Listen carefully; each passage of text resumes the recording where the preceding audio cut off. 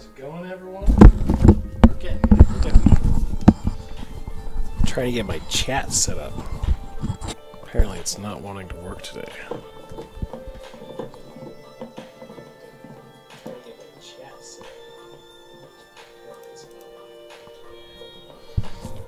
Tiago, how's it going? Waiting for the stream the whole week. Oh man, thank you. Tiago, how's it going? Oh goodness, I've got all sorts of echo going on right now. Okay, making sure audio settings are right. Yes, oh thanks, Isaac. Or is it Isaac? Isaac. We're getting there. So yeah, just getting. Hopefully this will be the final day. We've got a little bit more armor detail to go on her, and then some poly painting, and then I might play around with some eye stuff, but maybe not. Maybe I'll just keep it as it is.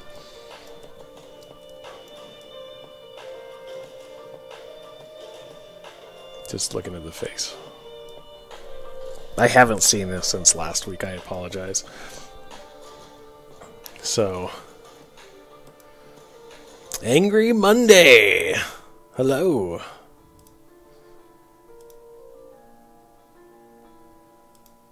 For some reason.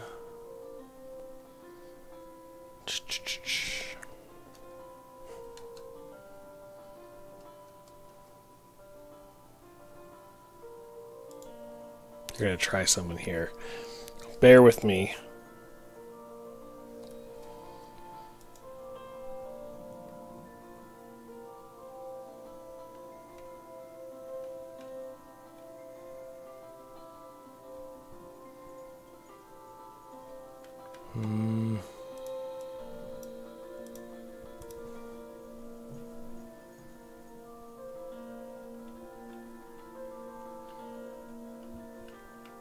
Just seeing if I can get my chat service thing working, and it doesn't seem to want to come up.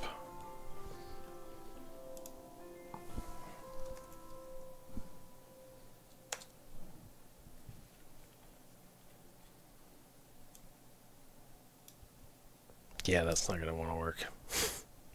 Oh well. Okay, that's fine. That's fine.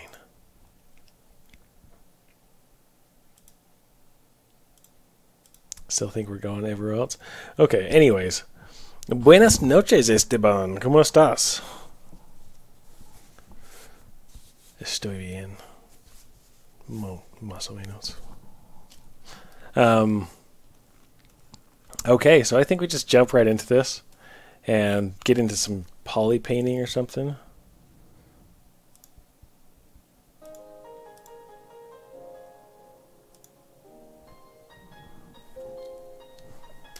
Okay, bien. So again, we're working on a sculpt from concept artist Patri Balanosky, who created this awesome concept for the draw this character in your style.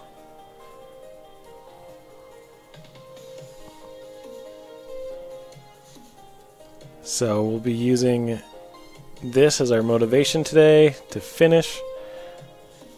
Maybe we'll finish, we'll see.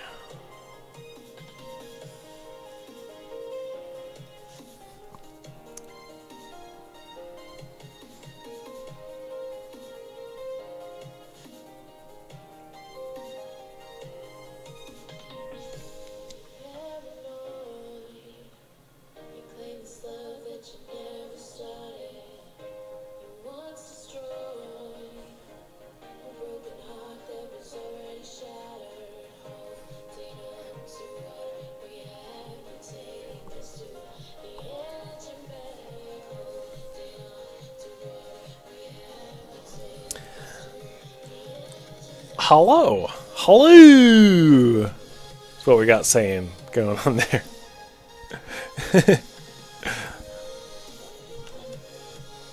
Okay. We're just making sure everything is set up for tonight. Let's see, what else? What else do I want? I hate this music. So we're going to change that.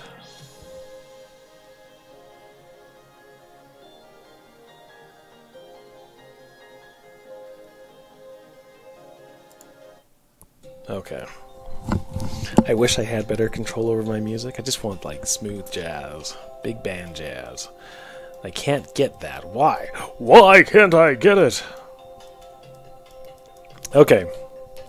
Let's do some polypainting. We'll just dive right in. So the first thing we're going to do is fill our character with just white.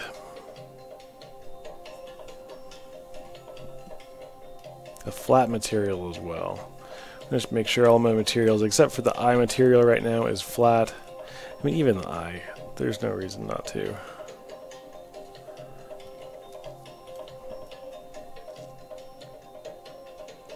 And then I go back to my skin shade 4. Sometimes I like to use the ZBrush paint material, which is this. It's just a little bit different. It's got a little bit more of a specular highlight to it. So I'll probably flip back between those two as I sculpt along. And I'm going to try to set this up so I can see the chats, because my chat app thingy dealy is not working. She's sassy. Thumbs up. Hey, thanks, Richard. Okay, let's see if I can set all these chats up in a way that is... Aha, there we go.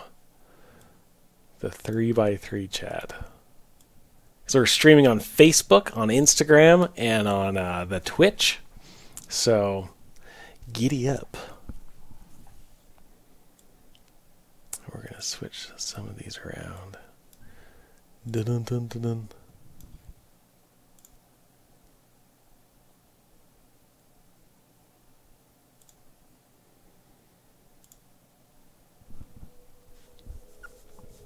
Okay, so the first thing that I do, and because we have this concept that we can kind of pull the colors from, we'll quickly put in the flats. So if I hit Z, it can just... Oh, whoops, that's not what I wanted.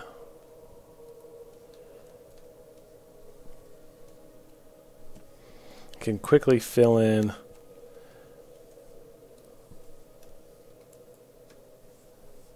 the flats. And this one I actually just want fill object flat color, because that's done.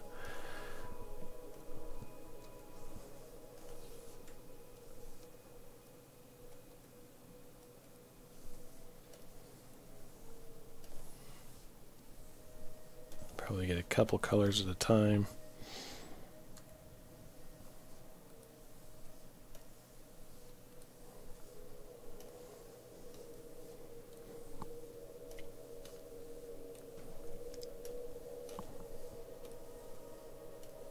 Now there's still some fine-tuning that needs to happen to the hair, but I'll probably do that in the final pass when I'm texturing things and getting everything in order. But it's in an okay state for now. For the fiber, oh yeah, you can't wait for the fiber mesh part. Ha ha ha, ha ha, ha ha. I hate fiber mesh with a passion. So no thank you.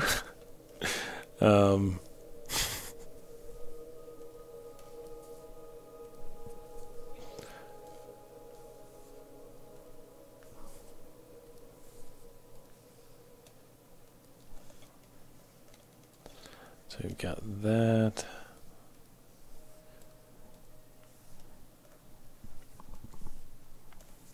And we've got this color and this color.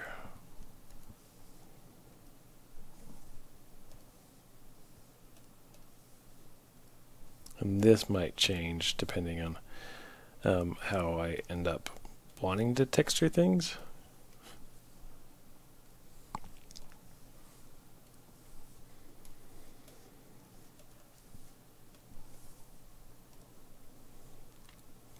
So I'm going to texture her a little bit more realistic. What are we looking for?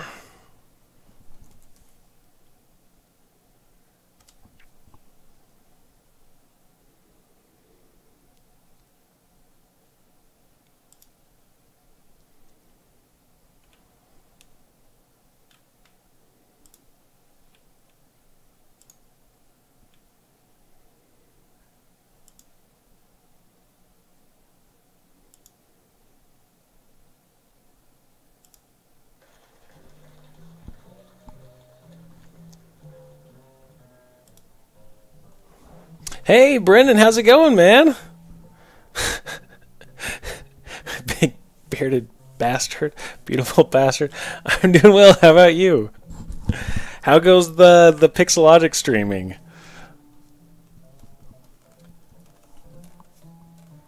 If everyone doesn't know Brendan Isaiah, he is the man.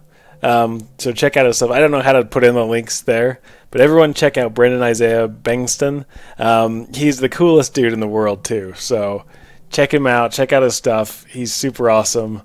Follow him wherever he goes. So when he goes into like grocery stores, he's like, ah! You know, people scream. I bet he already has that. Brendan already has that.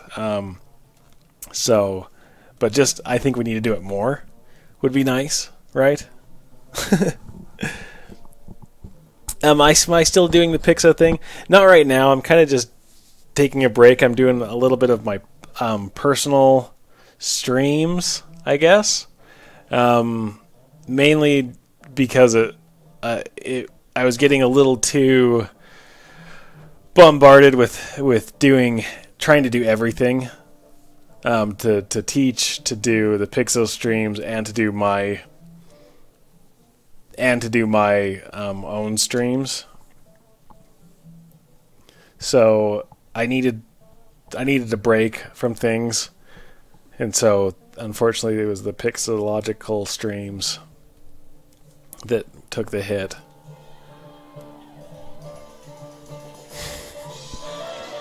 Oh my. Got some music going now.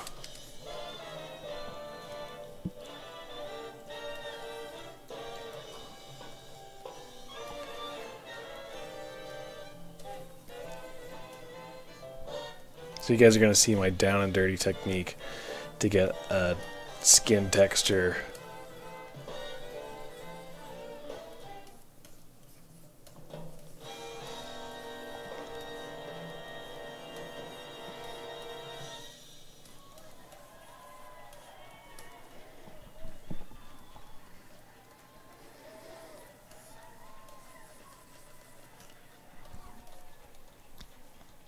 I know.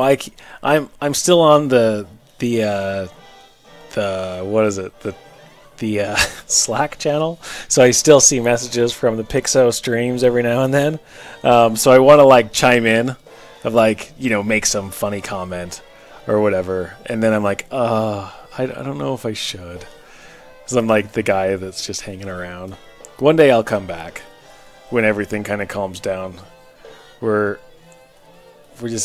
I've got so much stuff going on with like full-time employment, trying to do the Gumroad stuff, trying to also have a family. It's gotten all sorts of busy, but it's been good. It's been good busy. So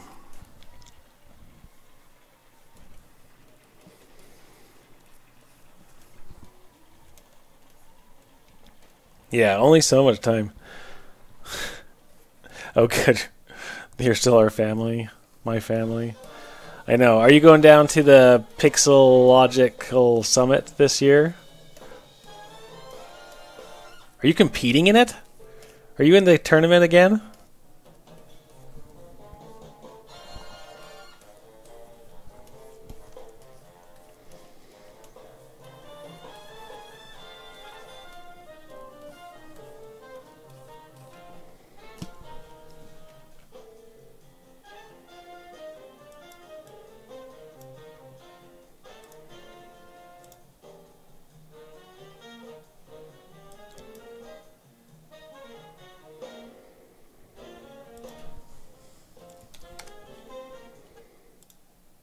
Oh my goodness. What did I do? What did I do?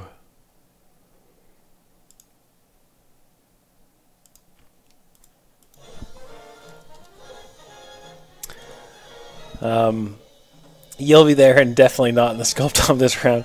The last one was bad. I'm honestly like that sculpt off. My last showing at the sculpt off was some of the worst art that I have ever created. It was so bad, and if I had a choice to not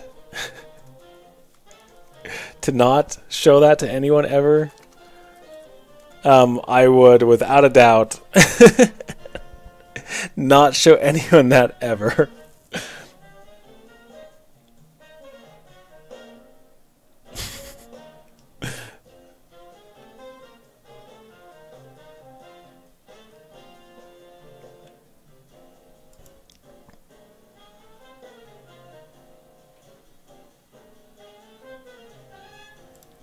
Yeah, I am not going this year. I wanted to go. I was like planning on it, but the thing is, like, I want to be able to like participate and do something. So either like I just have to be there and like do something fun. Either go and do a workshop or teach a workshop or do something, participate in the sculpt off, and regrettably do so. But we're currently expecting our 4th child, and my wife is due like the week before the 2 weeks before the summit. So it was like that. I think maybe 3 weeks before the summit. 2 weeks before, or a week before the Trojan horse thing, which I was planning on going to this year. But it just didn't work out. This year's a year of regrouping and getting stuff in order. This is a planting year. We'll do a sowing year later. Oh man, congrats on the 2nd. That's awesome. Not enough time. Yes, there's not enough time.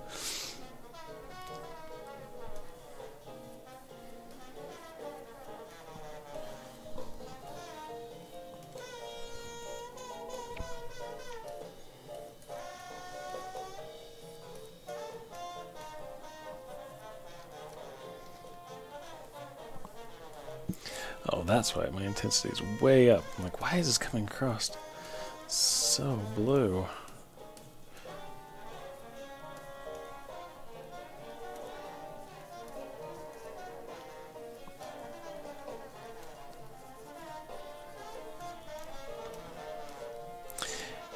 That's awesome. Number 2, 4 kids. You know about birth control? What's that? Birth control? Yes.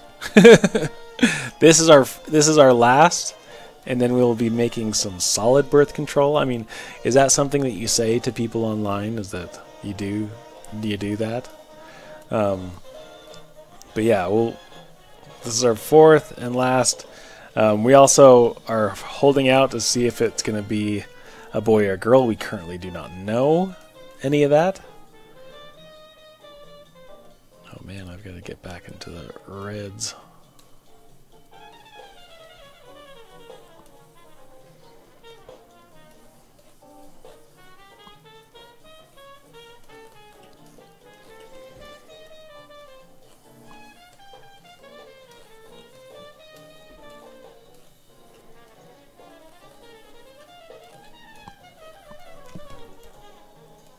Yeah, that one was bad.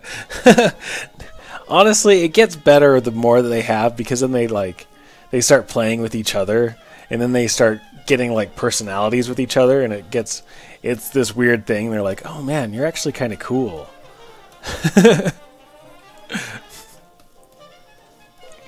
So kids are cool. People should have them. It's a lot of work, but they're pretty awesome.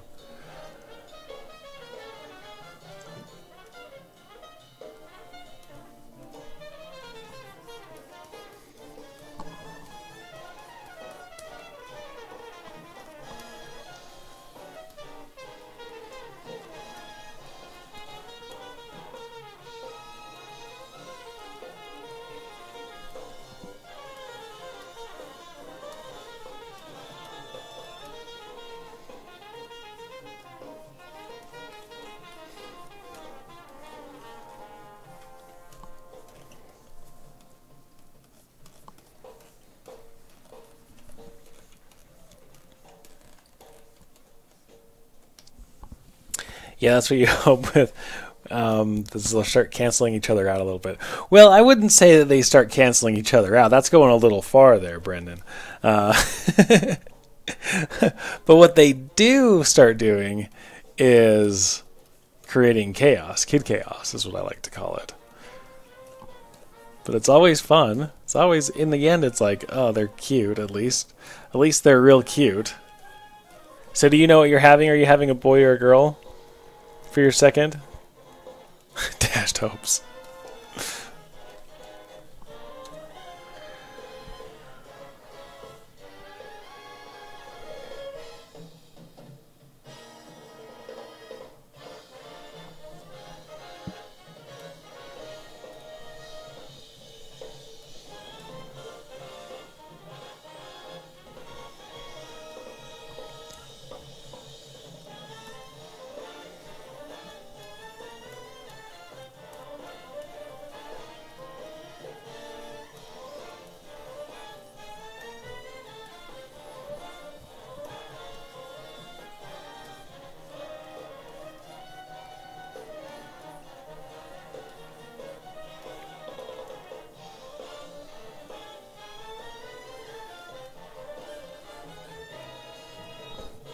A girl, a second girl, nice.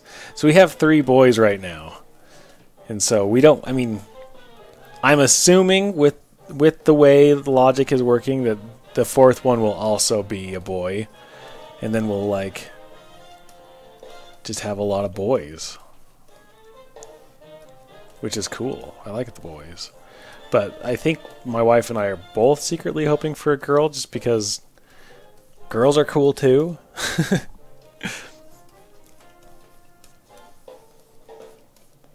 But I come from a family of 4 boys, and I have a little sister, but she was adopted. She was adopted, so she wasn't, straight from our family. She's obviously a part of our family.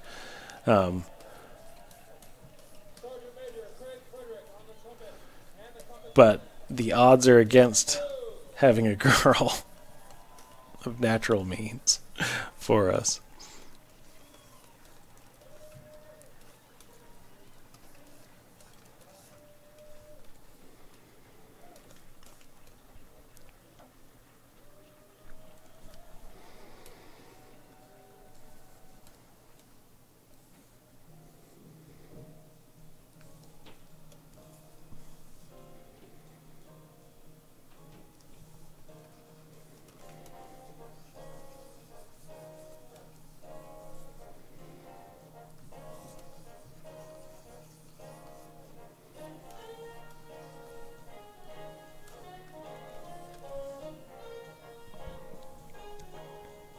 You come from 5 boys and 1 girl.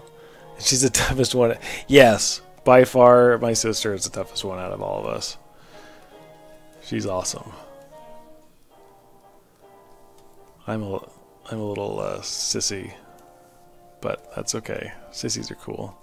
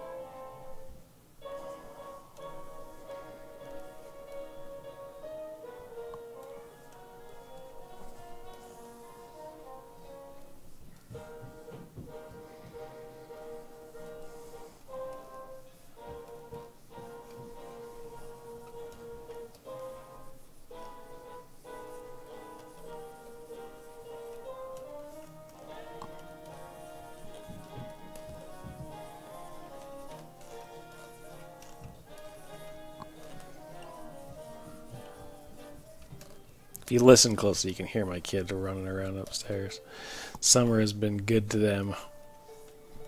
Ew, what did I do?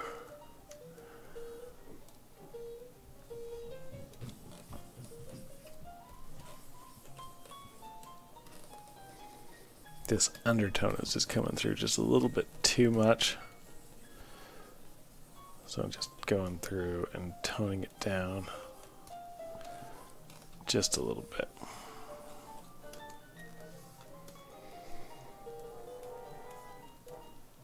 That feels better. We can go back in with some blush, just a little bit.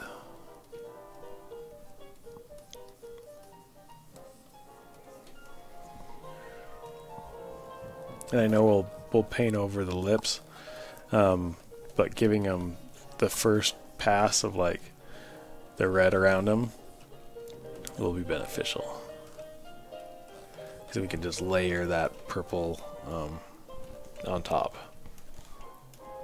Hey, thanks, man.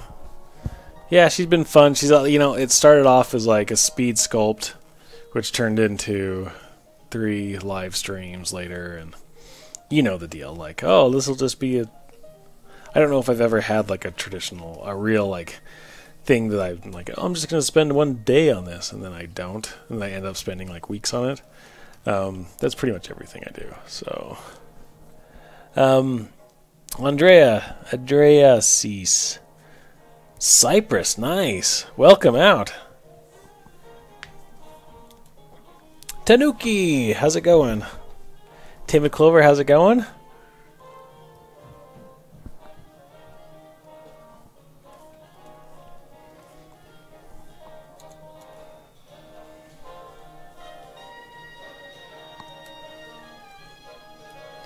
Might just do a quick detail pass on the lips. Nothing like crazy.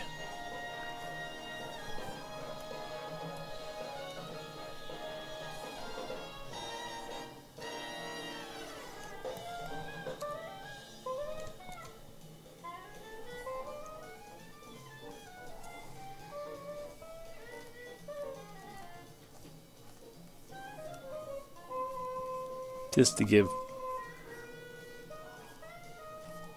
some little bit of texture in there.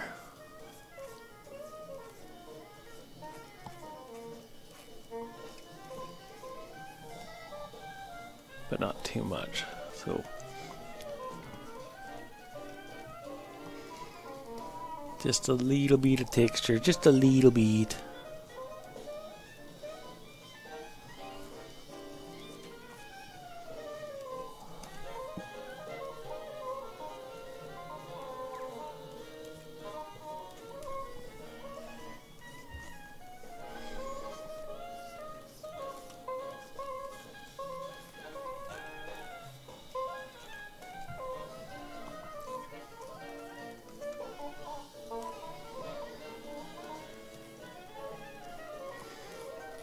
See, I'm not too crazy worrying about that, you know, the detail's not going to be exceptionally high on this because we've got a full body that we're working with, but I just want a little bit just to catch the light.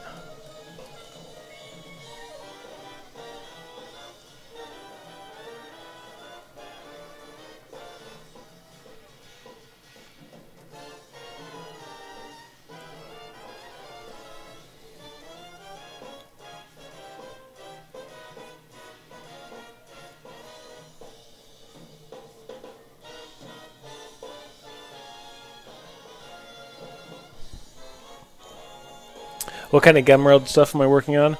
The current stuff that I've been working on is I'm doing a new intro to ZBrush because my intro to ZBrush that I have is fairly old, and I've created new ways to help teach beginners how to do some character design.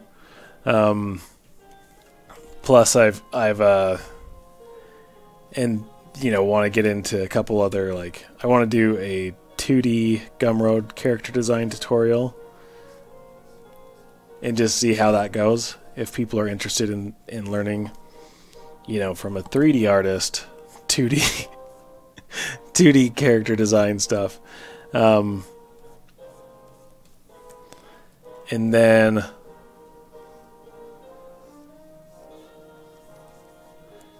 I've got some like a 3D printing tutorial that I'm working on. So I've got a whole bunch of ideas that are in the pipe that just need a time to do them. And unfortunately with that, and like my wife is pregnant, obviously, but we've also gone through a very large nesting phase with her pregnancy.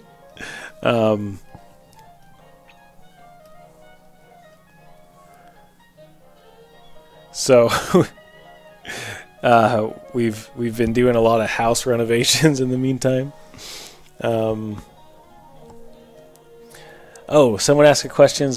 Can you show me your setup? I'm new to animations. This is sculpting, and this is my setup. I'll show you this as far as I can get this down. Okay, so what you're seeing is I'm on a 27-inch Cintiq with the ergonomic stand.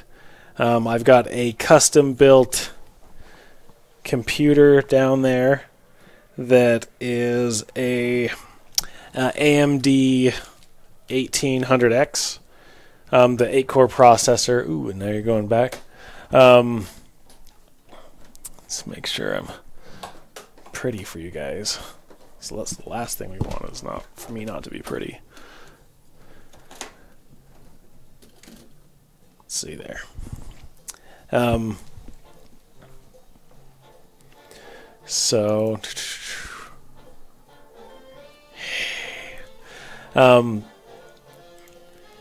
So yeah, so it's a great computer. I've got my Prusa 3D printer next to me, and that's about it. Just good stuff. Your nesting is real. It so is real. Your wife is cleaning everything. Yes, we went through the cleaning phase. The cleaning phase was stage 1 of nesting, and now we're on like stage 5 of nesting, where my wife is we're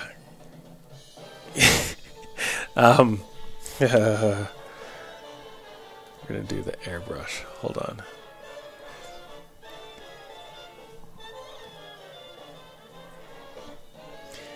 So she's been doing like a lot of painting. We've painted almost our whole house in the past couple of weeks.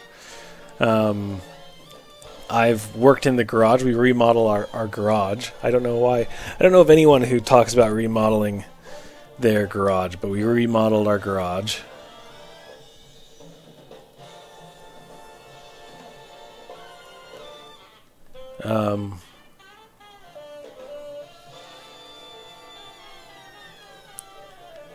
But the nesting is real, very real. I've got a question that says, how long have I been doing 3D sculpting? You know, I've been doing 3D sculpting for about 7 years, probably 7-8 years. I did a school up in Seattle, Washington that it was a modeling program just about 3D modeling, and they taught sculpting. They taught ZBrush, which nobody was teaching ZBrush back then in like a formal setting. They were teaching ZBrush,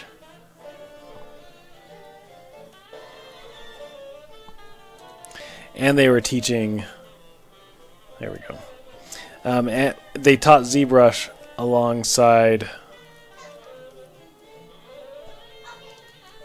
oh man, what am I doing?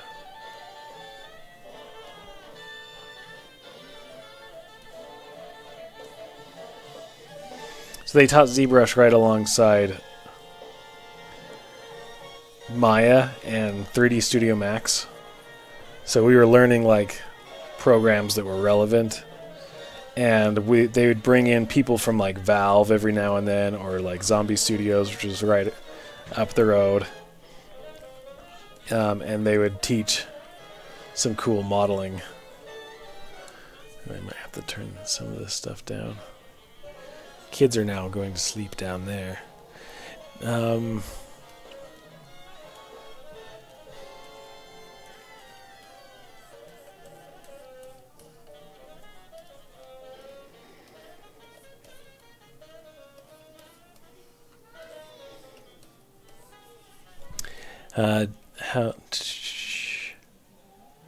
Maybe nesting gets more exponentially heavy. It definitely has been. This has been the most nesting that I think we've ever done. We normally do like some sort of house renovations with each new kid that comes, but this one has seemed exceptionally good. Do I usually use ZBrush for texture and painting? I do. Occasionally I'll bring it in and do just hand texturing in Photoshop, but the majority of my texturing is actually ZBrush.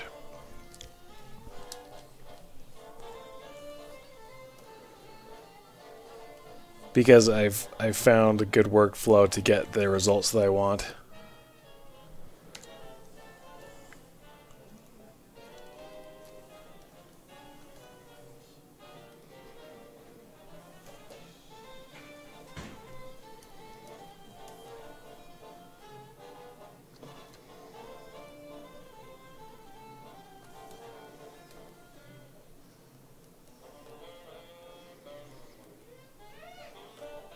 I still, want to get into like substance designer or substance painter, because I've seen how powerful it can be. But for something like this, where this is not meant to be a portfolio piece, this isn't meant to be, this is really like just for fun and trying some new techniques out. That I'm just doing some simple texturing techniques.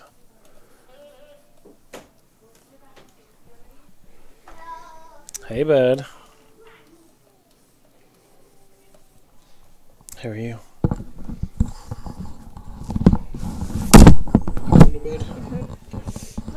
Why are you drawing that purple? Oh, it's her lips.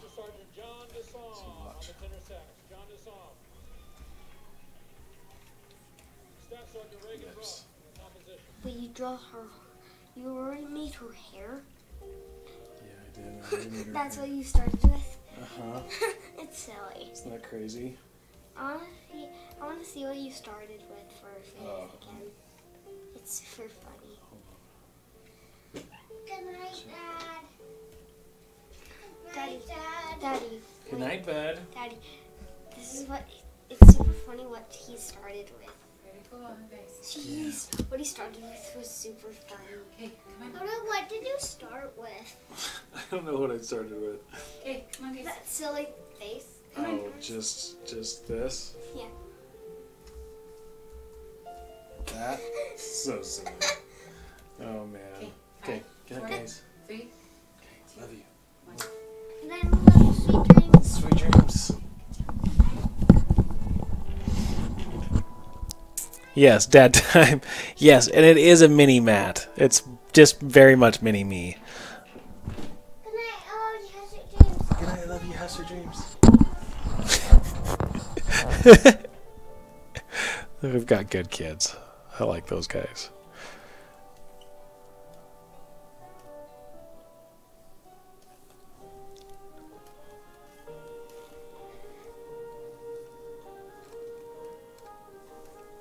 And to get that, the older one, Easy is his name. He's an artist. He's already like, he wants to get in and start drawing on the computer, and he'll be a better 2D artist than me for sure, real quickly. He's got some skills and he just loves to do it. He just draws all day and wants to do crafts and make things.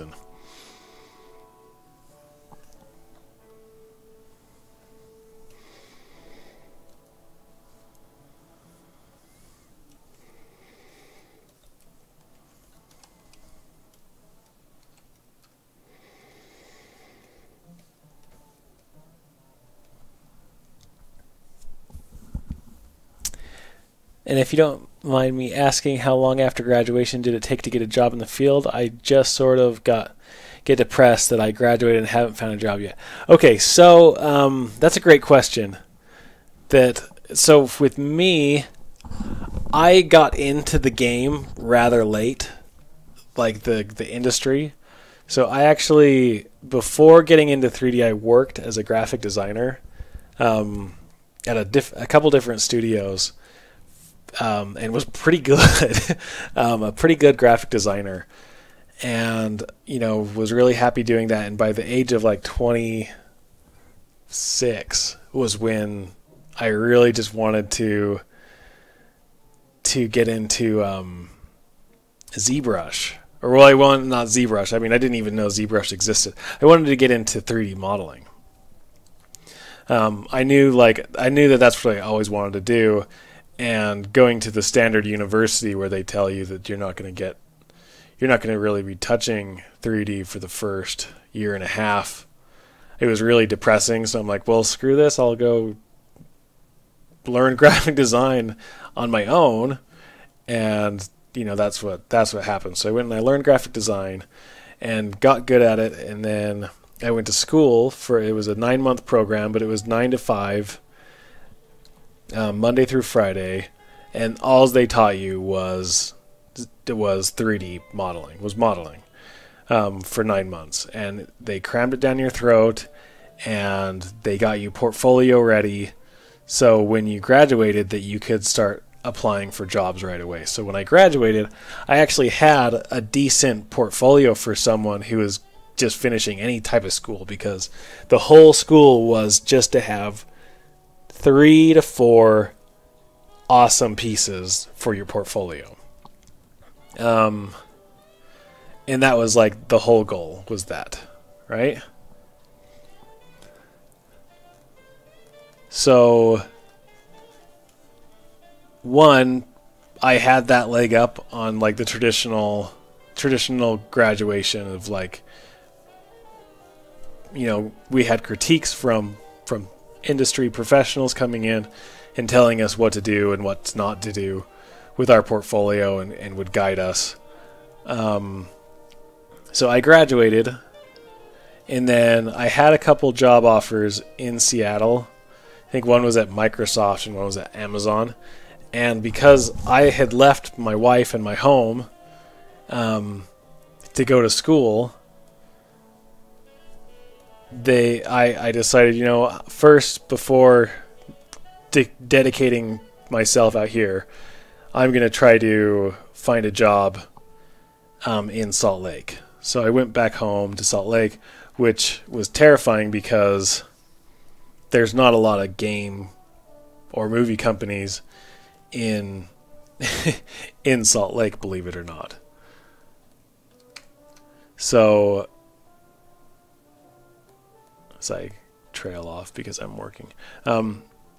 So I got home and my portfolio wasn't quite there.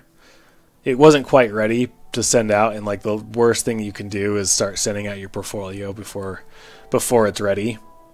Is I took 3 weeks to finish my portfolio really well, to make sure that I had enough versatility and enough things there to showcase that I knew how to work in 3D, that I knew the programs, that and that I could get a job. And so after that 3 weeks, I started applying for jobs, and I got a job right away. Well, not right away, but like I got a job within that 4th week. But this is the exception because, one, I had my whole school career basically was prepping just for that one month, like getting your portfolio to get your first internship / job or whatever you want to call it, right? And then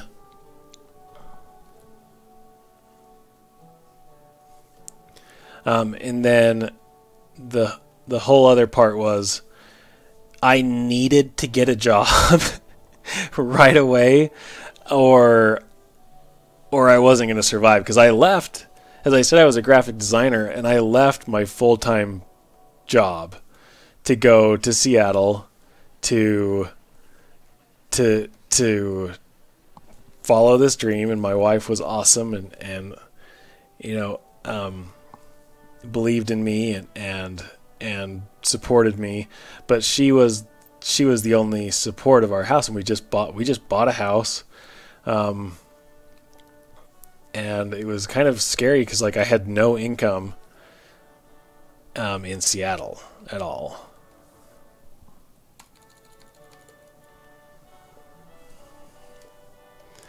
And so, and while I was at school and visiting my wife, we got pregnant. And so on top of not having a job and in a one income family, it was a desperate time to like, okay, I've got to buckle down and I have got to, you know, finish up everything and get a job. And it was a little stressful and really scary at times. But, you know, we just believed that if we worked hard, we put in the time, we put in the hours, everything would work out. That this was going to work out because this is what we wanted. And so we believed in it. We worked hard for it. And when the time came where we needed it to get a job, it happened. So I would say don't stress over getting a job after your graduation. The number one thing that you should stress, honestly, is getting your portfolio ready. Oh, hey, thanks, Tony. Thanks for coming by. And don't stress getting a job. Just get your portfolio ready. Send it to people who could give you some honest feedback before you start sending it out.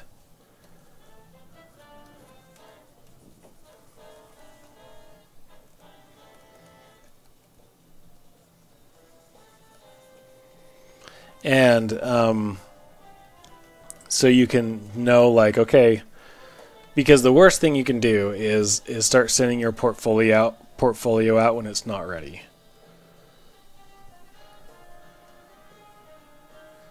Because, like, people will see it, and then you have, like, one shot to really impress, right?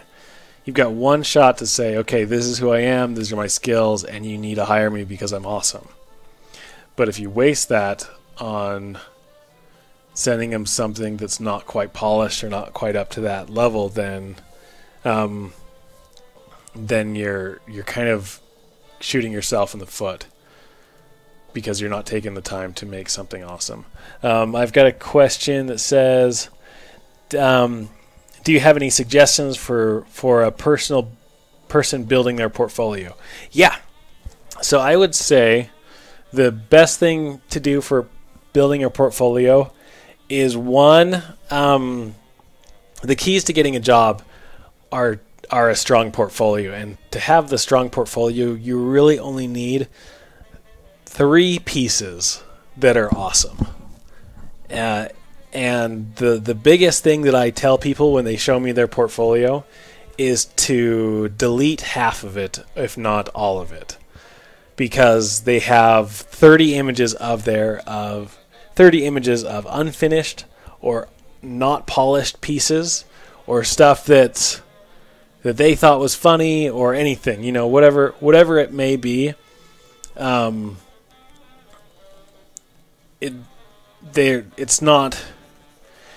It's better to have quality and not quantity every single time. So that's the biggest thing that I recommend, is taking the time to make sure you have polished pieces. Make sure you also have a direction of what you want to do. So, like, if you want to be an environment artist, have 3 awesome pieces of an environment. Maybe have a full environment and then break it down to each what you did in this environment. The other thing is show some process images, such as wireframes are great. texture maps, showing how you laid out your UVs and your texture maps, showing that you know more than just one aspect of modeling is incredibly, incredibly powerful. Yes, thank you, Moocher. Jack! Oh, Jack can't hear me because I'm in the car with some friends. Hey, thanks, Jack. Jack's awesome. So just get 3 pieces that are awesome, and before you send it out, send it to someone who you can trust that can give you some honest feedback of what you have, because maybe what you have is you think is great, but maybe there's a couple things you could do to make it, to punch it to something awesome. And then just make sure you know who you're trying to get a job for also. Like, I knew exactly the type of art that I wanted to do, and I wasn't going to start doing some hyper-realistic soldier, because that's not the kind of work I wanted to do. That is awesome. There's nothing against that. Actually, like, that's an extremely talented wheelhouse, but it's not the work that I wanted to do. I wanted to do something with cartoons. I actually wanted to work at Disney. There was a studio at Disney in Salt Lake that I wanted to do. So, yes, Prism Project. Send me an email, and I'll get back to you. I know that there's another guy, Robbie, who also sent me his portfolio that I'm getting back to.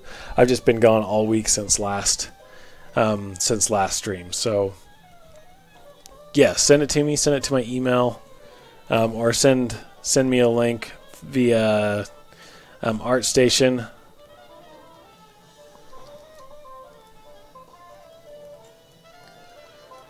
So get feedback, get critiques. Don't jumble. Don't mess up your project with like one bad piece. If you only have two good pieces and one bad piece, make a third. Don't use the bad piece.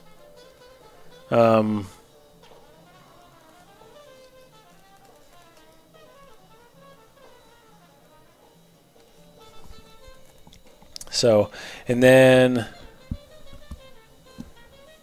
see, Brandon's awesome, and Brandon's like, he's an incredibly awesome character artist.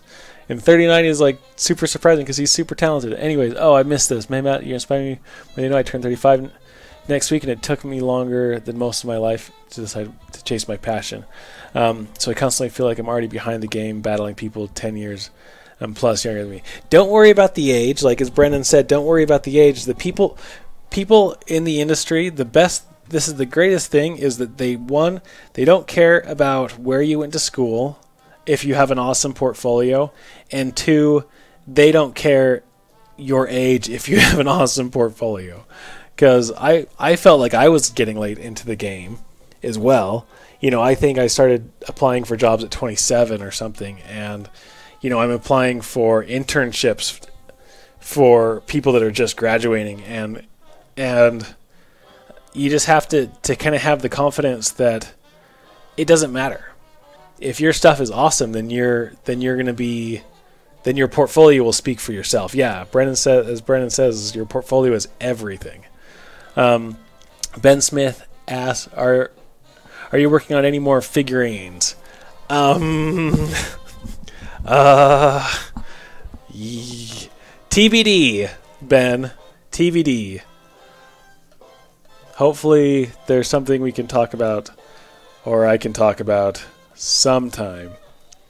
But the hope is always, let's just say that there is a lot of passion and drive that is going to that.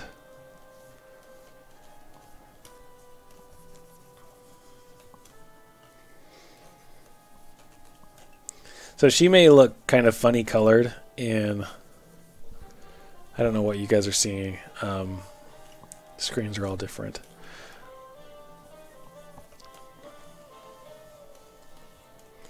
So let's do a save. I want to see what this looks like in whatchamacallit, KeyShot. We'll just do a quick test. Do it, man.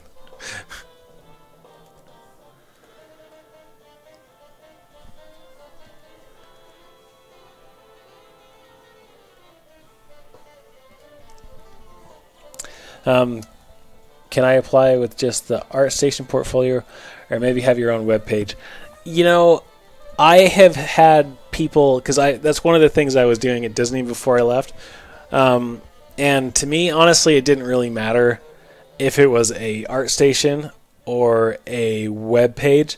The problem with people sending their stuff on ArtStation is that thing of sending, as their ArtStation had everything. It had 1.5 billion images in there, when really all it really needed was 3. And most of the stuff was crap, and so ArtStation's fine, just treat it like a portfolio and not like a social media program, like a social media website, which is kind of what it is right now.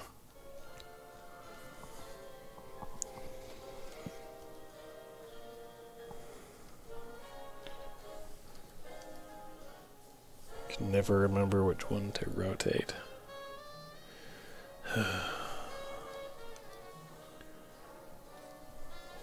It's always the last one.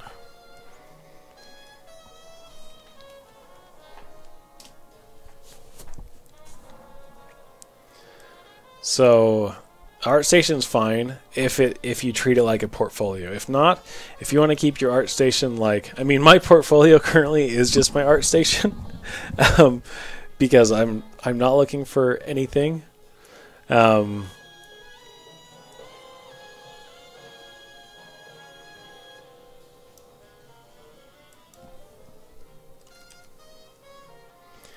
So it's fine, but just cater your ArtStation to what it should be.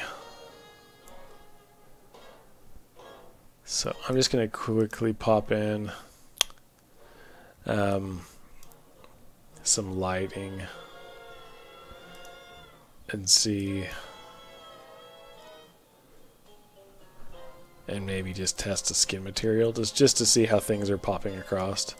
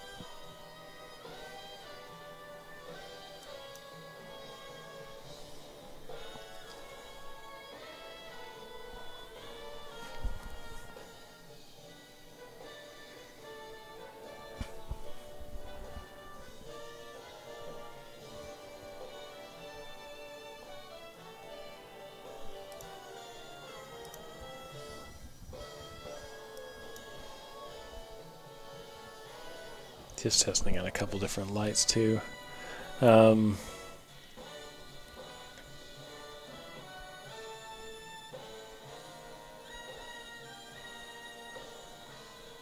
Yeah, Brendan actually just makes a great point. So he said this: the awesome thing about ArtStation is that you can find everyone.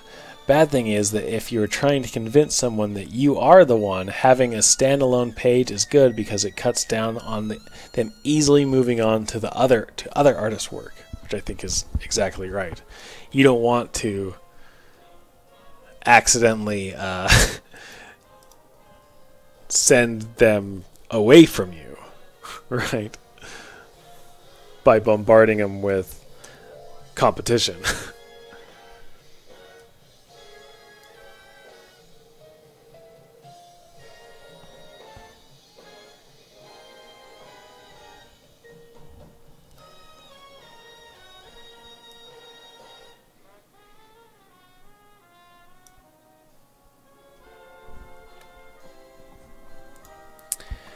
And I just shared the speed sculpts or practices on Instagram, never on ArtStation. Yeah. See, I'm the kind of the same way. I never will post works in progress or anything on ArtStation. And then even some of the stuff I do finish, I hardly post on ArtStation too. Just because I do still semi-treat it as my portfolio. Yes. Do both. Do both. Instagram I treat as my works in progress and my roughs and my, you know, anything that I could do. So yeah. Was there a particular Disney film character artist that made you want to work for Disney? I think yes. Oh no, did I just kill my we'll see. I don't know if I'm still streaming or not. Let's see.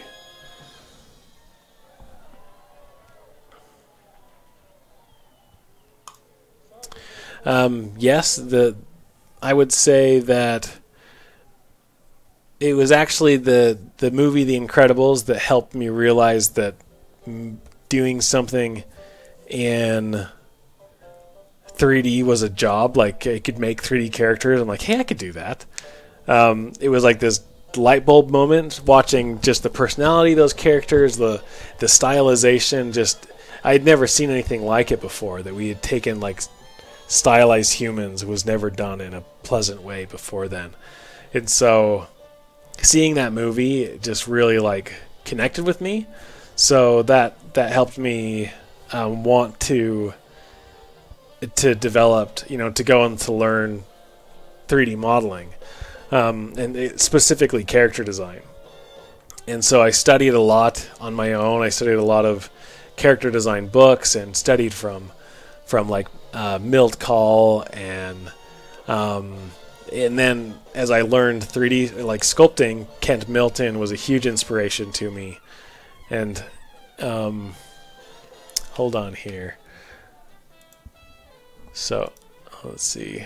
My computer just went. I don't know if my computer went black. Hey Brennan, thank you so much for stopping by. Yes, we got to catch up sometime. You keep being fresh, man, and congrats on the second one, by the way. I've got a question here.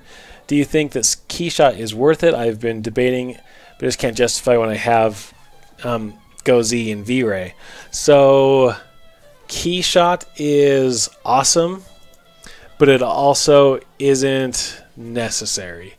KeyShot's great if you are doing quick sculpts. Like, this is supposed to be a quick sculpt. Like, if you look down into this, there's no good topology. There's really there's no maps on this, so I can just quickly bring this in with Polypaint and everything, and it's great. Like, I have no worries at all. And so that's like the big benefit of KeyShot, is just bringing it in and playing around with it and getting really, really quick results. And I can get close to V-Ray, or not V-Ray, but I can get close to Mental Ray. No, not Mental Ray. What is it? Arnold. I can get close to Arnold-like results without knowing like this hierarchy of materials. Like, I understand KeyShot really well, and so it's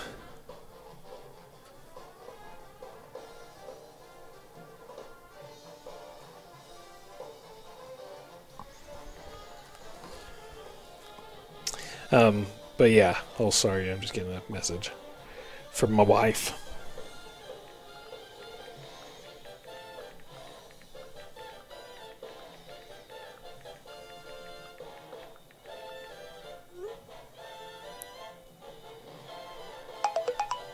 Gee.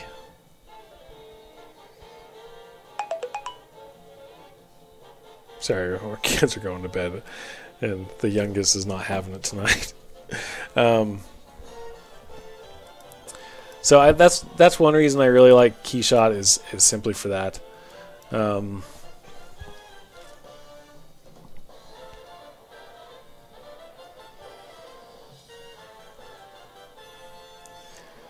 we're going to do a couple things in Illustrator. You guys ever use Illustrator? This used to be my bread and butter. Like I knew Illustrator well before I knew Photoshop. And every now and then when I get into graphic design, because like I like to, when I do my websites, I like to design them and build them myself, because it's something I don't do it anymore. Because why? Why?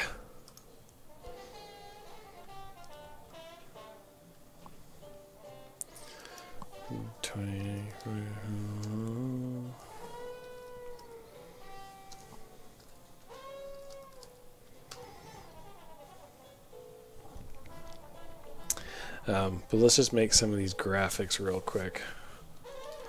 Okay.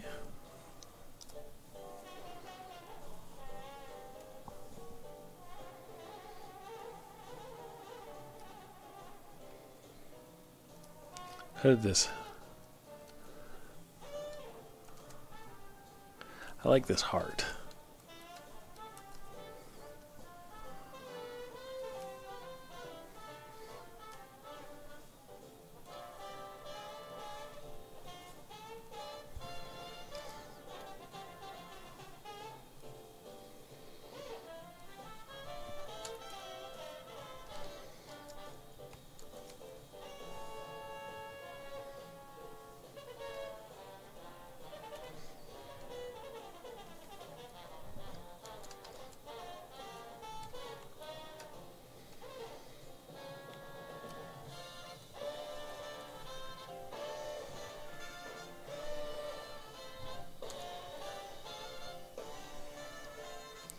So with the new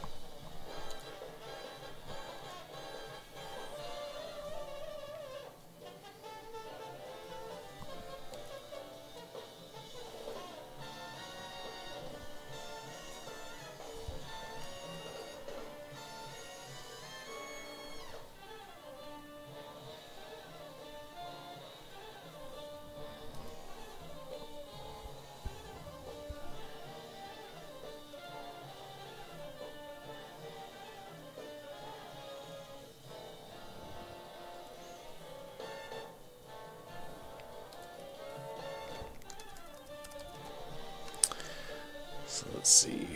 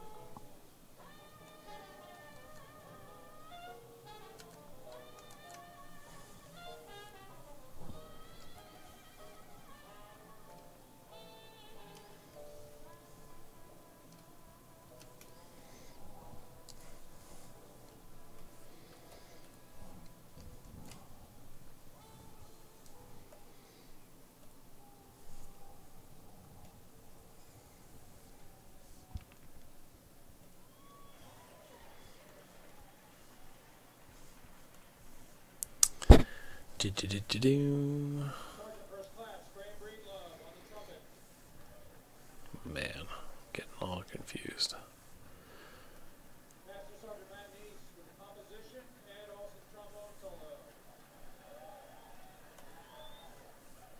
Here we go.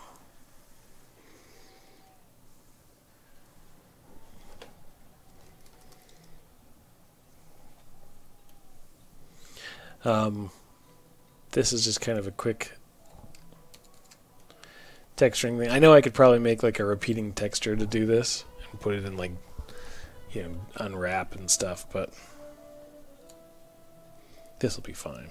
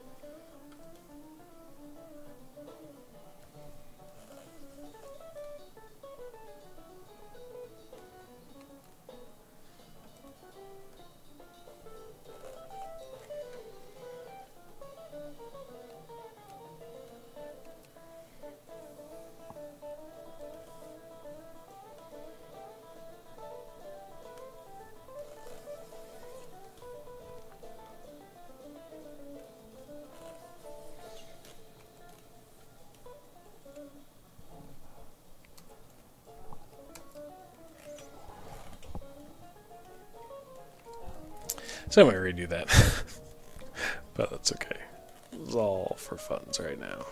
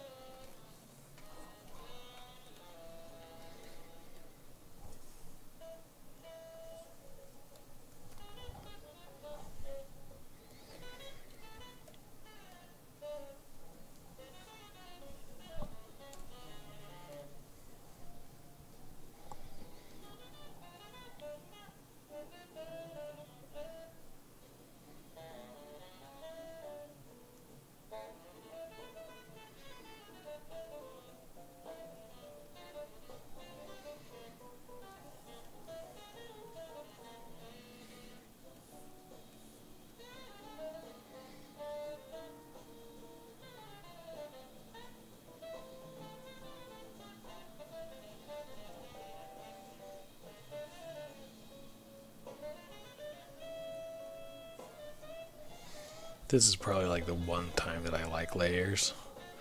It's like you can do some cool stuff with tattoos.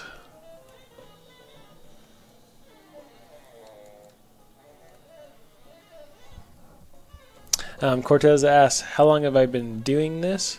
Are you referring to this particular sculpt or sculpting in general?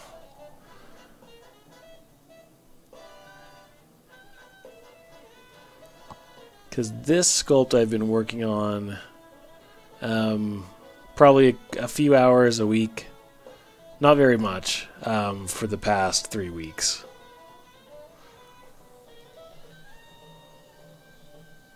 I'll drop the opacity down on this to give it kind of that tattoo feel.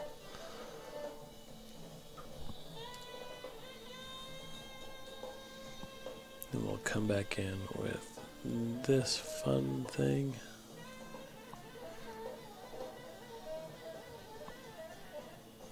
There's a great art book by Mike Henry, or I believe he goes by a tag name Xantransis. But his Pink Haired Girls book is actually one of my favorites because he goes in and talks about a lot of different techniques. Oh, whoops. This to be, yeah, and this to be a little lower.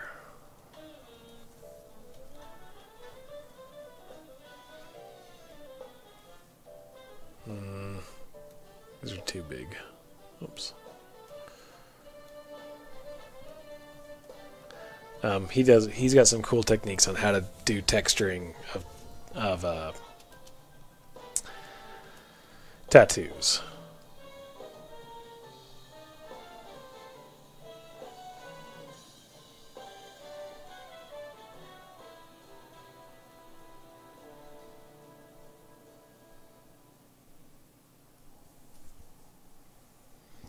Well, darn, that was the perfect one.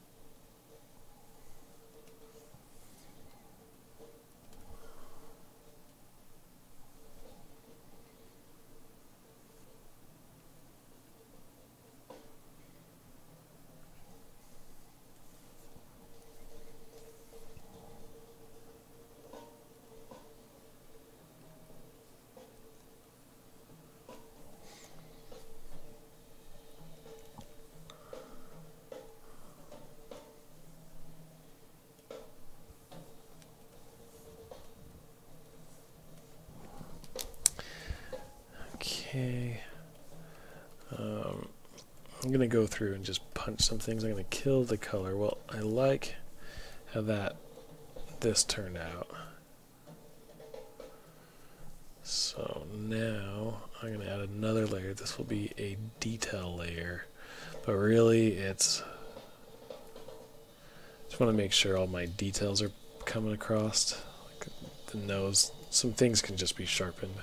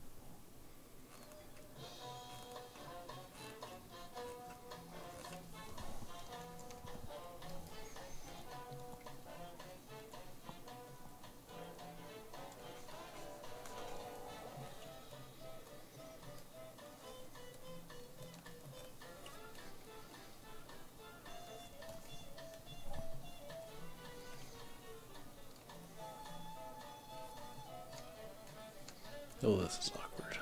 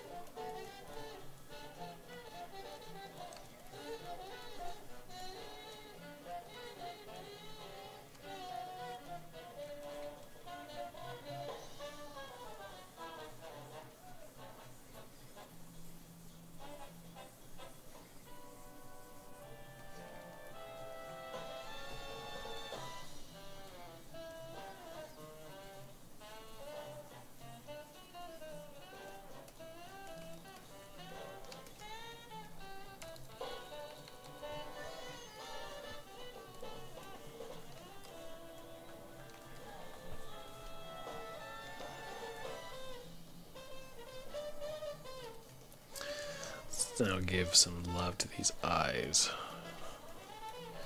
I'm going to do just a quick little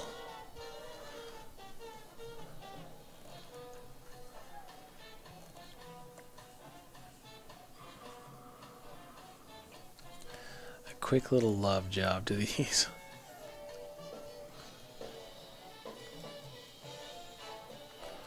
Actually, before I do this, let's do a Dynamesh.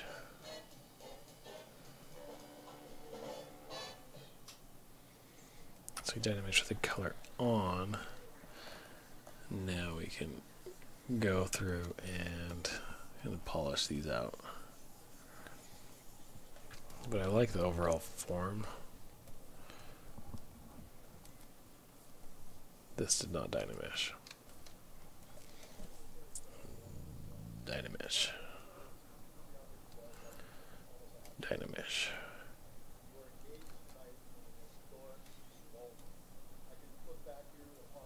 Okay.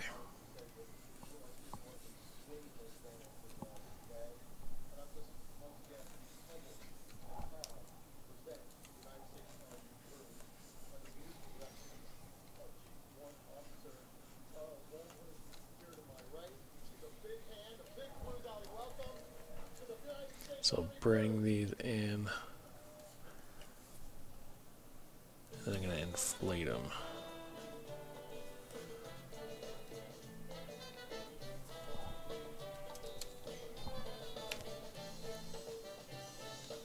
Oops.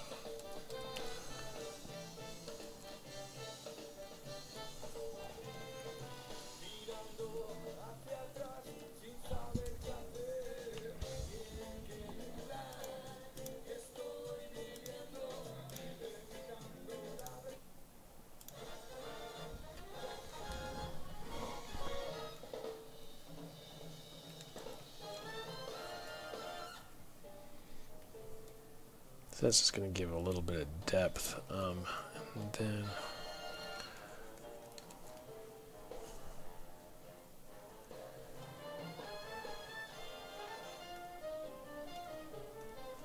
I'm going to try to save some of this color, but we're just going to fill.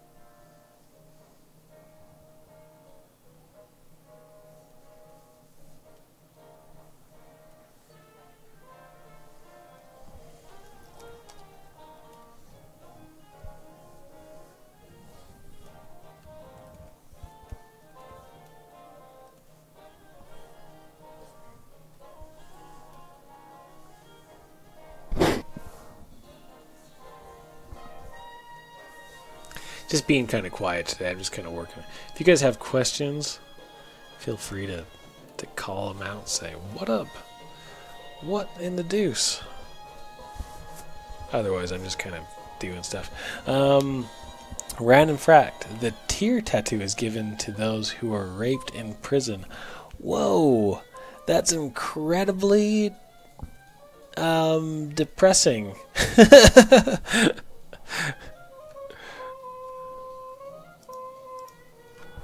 But thank you for the random fact.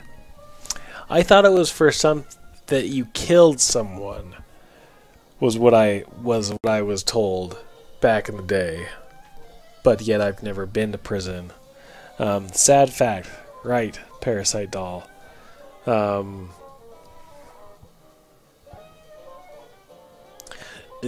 Layers.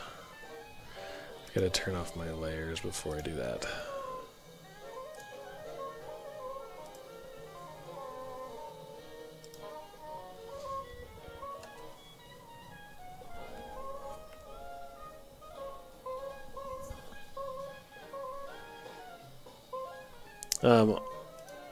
I'm just doing some tests to make sure the skin and the eyes will read in the render.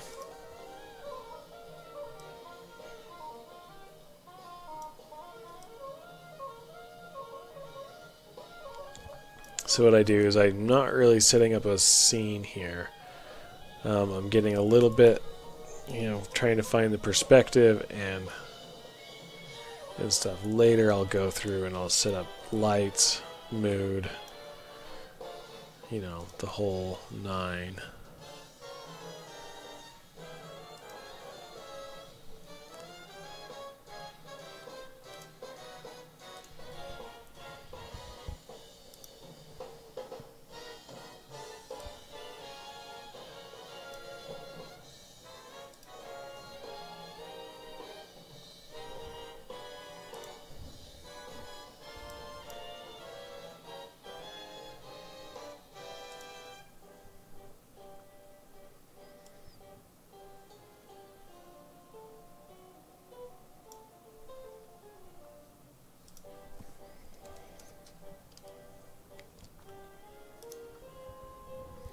So this is my environment test.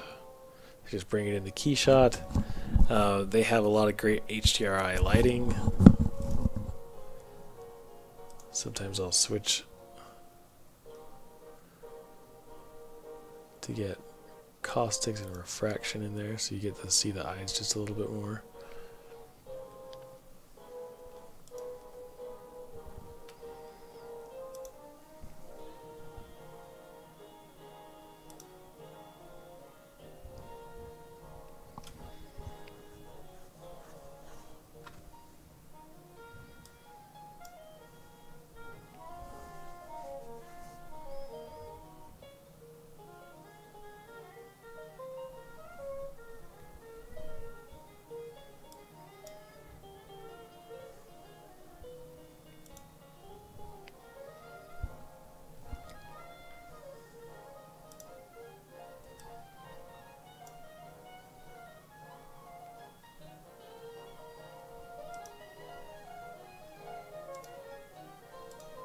So with my skin material that I do in KeyShot, I normally use this human skin too. It's got a good balance, and then I change the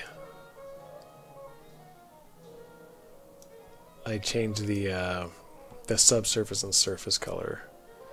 This helps bring out the hue a little bit more, and also gives a little bit of subsurface look. We've already textured that to have that look, but this just helps bring it out.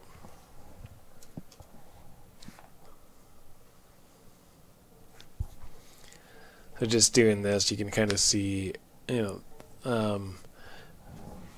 just looking at my concept as well.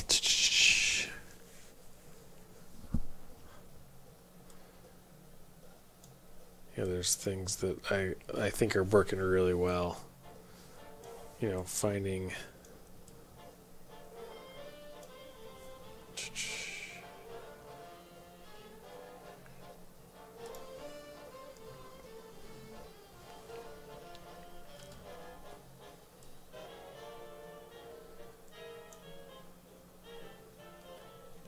Kind of feel like I have to pull that arm back a ton more.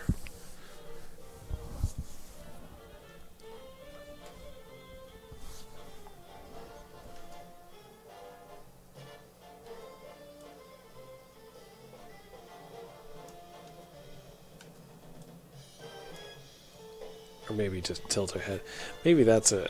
I've got the arm. Go back just a little bit more. But if I just turn her head more towards camera, I think that's going to help. Let's try that. So, with this turn on, and we're going to save.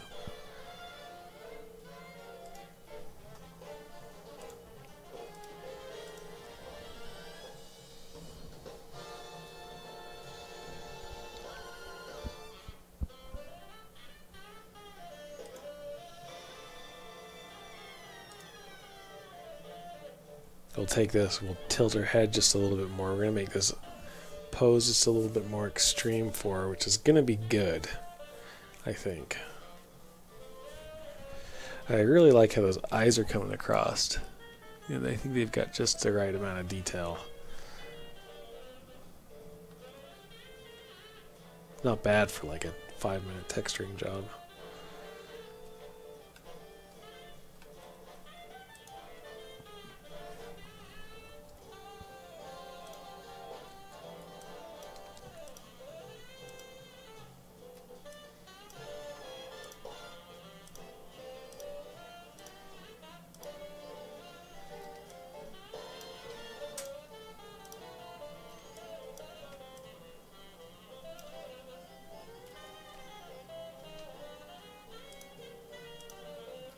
I guess we should polygroup the face first.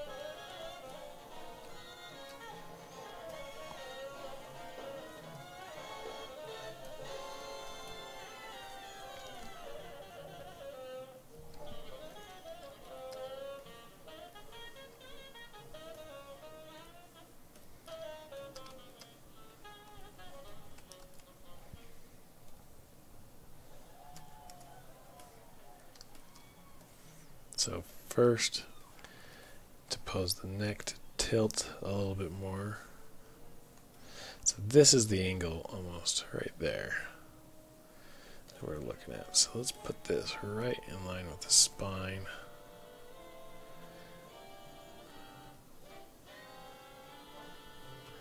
And we're going to rotate it just a little bit in the neck. And then we'll do the rest in the head.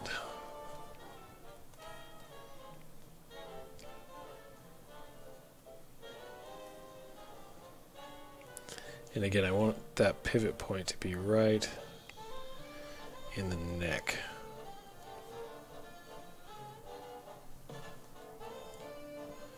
Little turn.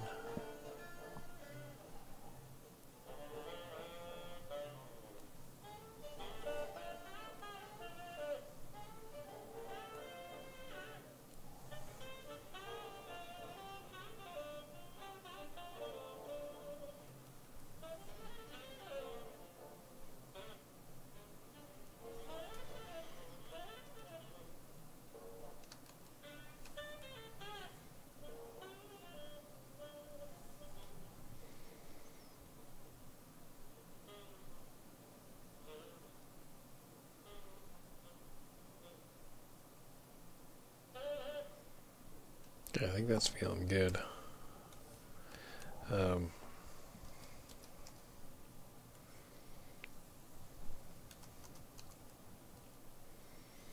just move this stuff just a little bit.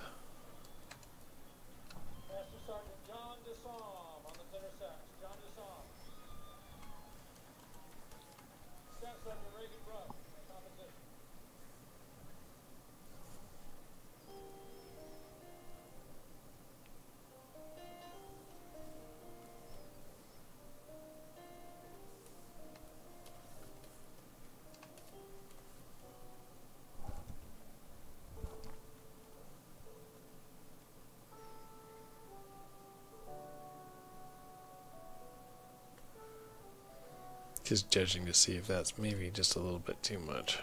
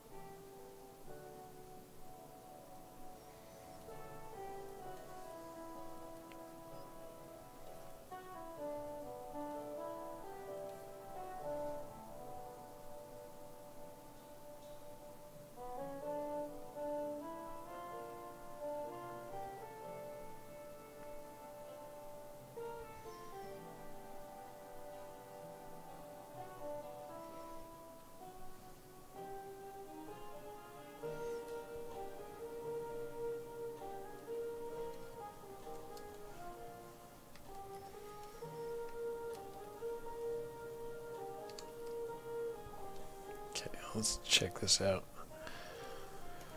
I'm gonna have to do some re-sculpting on the neck, which is fine.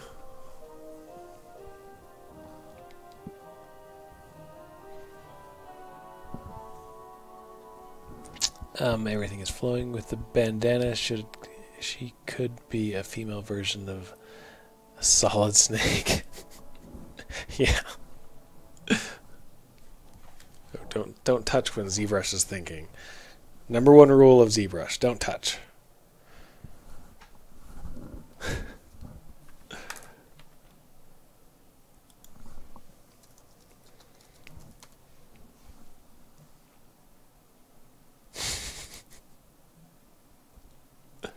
She should be a 4-row solid snake, like his counter, his partner or something.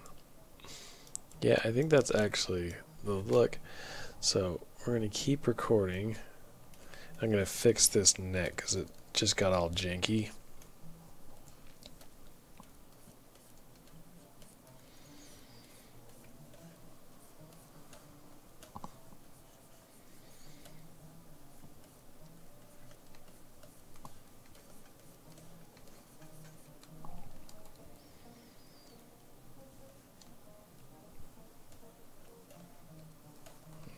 Much better. Okay, all the way back up. And now if we stop recording, bring it over here. See, now I can do this and send it back to KeyShot for a nice test render. So we'll be able to see just some quick changes of like, ooh, that's what I like. Yes, yes. So that's feeling a lot more, that's feeling just way better in the head. Just that position with that profile looks a lot stronger.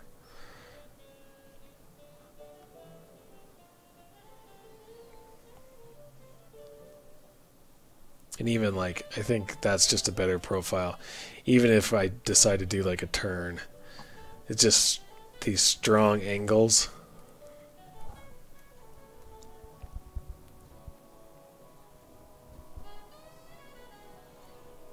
Oh, thanks, man. Thanks for hosting. Yeah, I'll just keep on sculpting.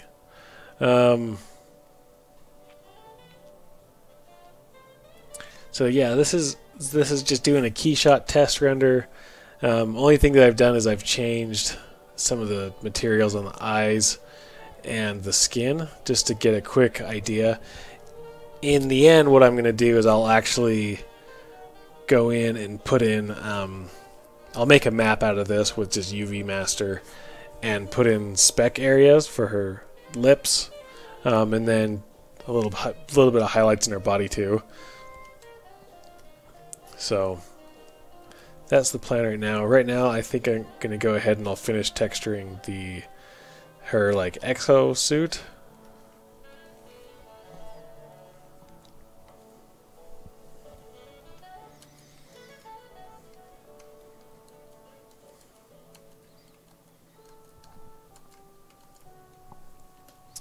And to do some hard surface stuff, I actually really like using this Orbs crack brush. So you can get some pretty decent cuts out of it by turning up. What am I on? Orbs crack. Oh, I have an alpha on it. Oh, and I've lost my alpha that was initially on it. Ew.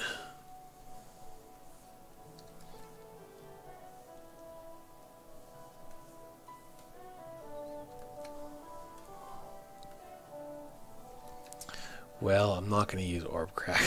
I'll use the slash brush. Nope. The jaw cut brush.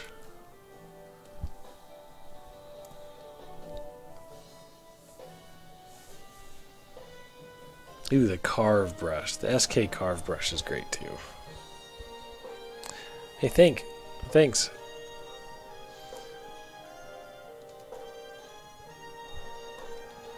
Yeah, this is from a concept artist by the name of Patri Balanosky. He's a great concept artist.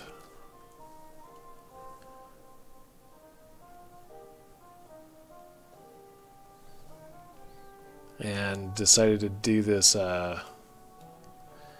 draw this in your style challenge. And I saw it and I was like, oh man, that would be fun to sculpt. And then like many weeks later I'm still sculpting it because it's been fun.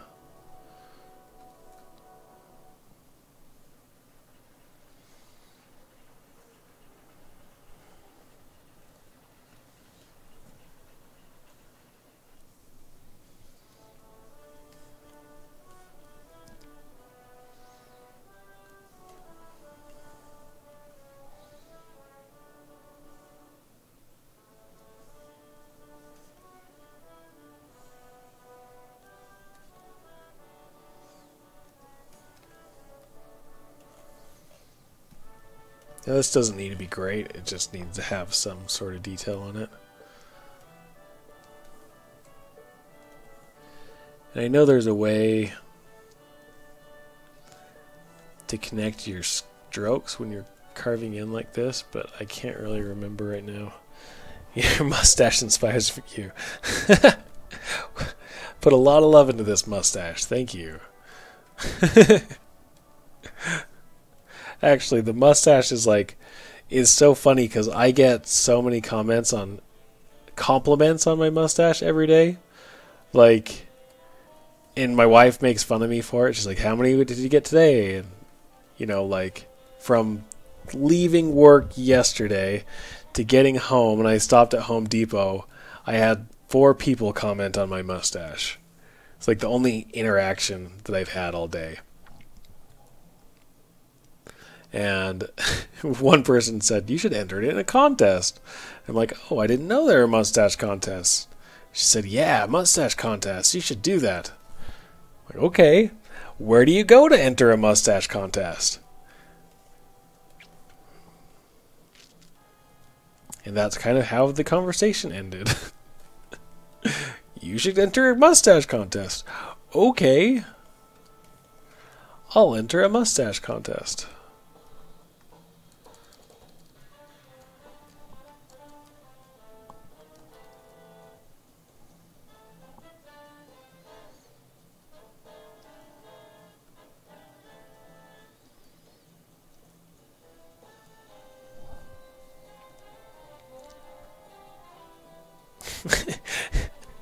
Your mustache should win ArtStation's contest.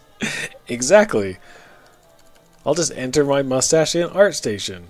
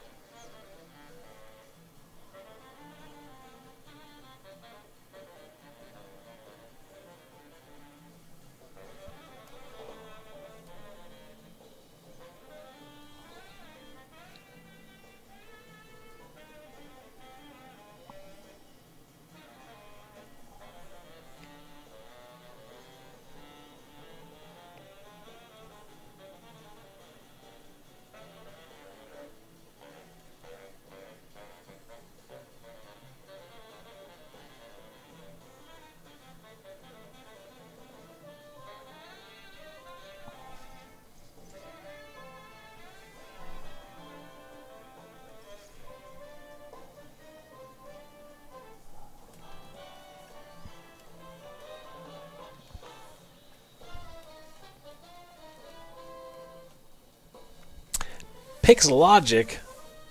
Thanks for hosting, Pixelogic. I love you. I hope it's Kyle. Man, I love that. I love that me some Kyle.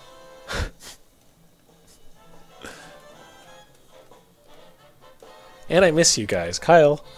Hey, Kyle. I miss you. Unless it's Kingsley. Then I really miss you. And forget about what I said about Kyle. He means nothing to me.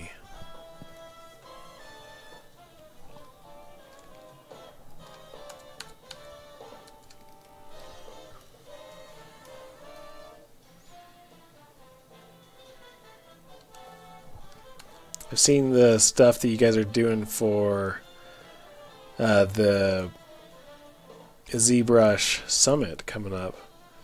Looks awesome.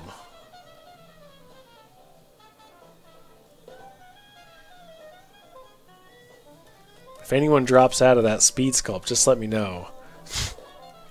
I feel like I need to redeem myself for the atrocity that happened the last time I participated.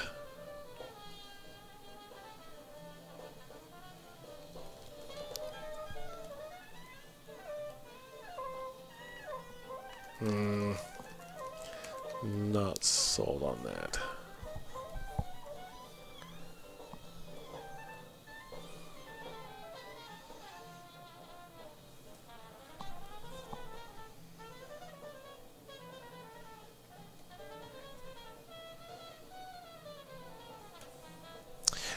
For those of you who don't know, there's the great ZBrush Summit that comes up every September or early October, every fall, I should say, and it's awesome. It's a free event that they put on. They stream it. You can go to it.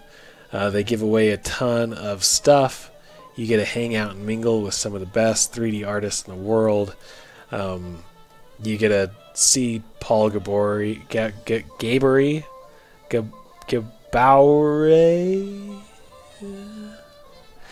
Paul, like, at his best, which is my favorite. Man, I love Paul. Just because he's so very much himself and he's just the best.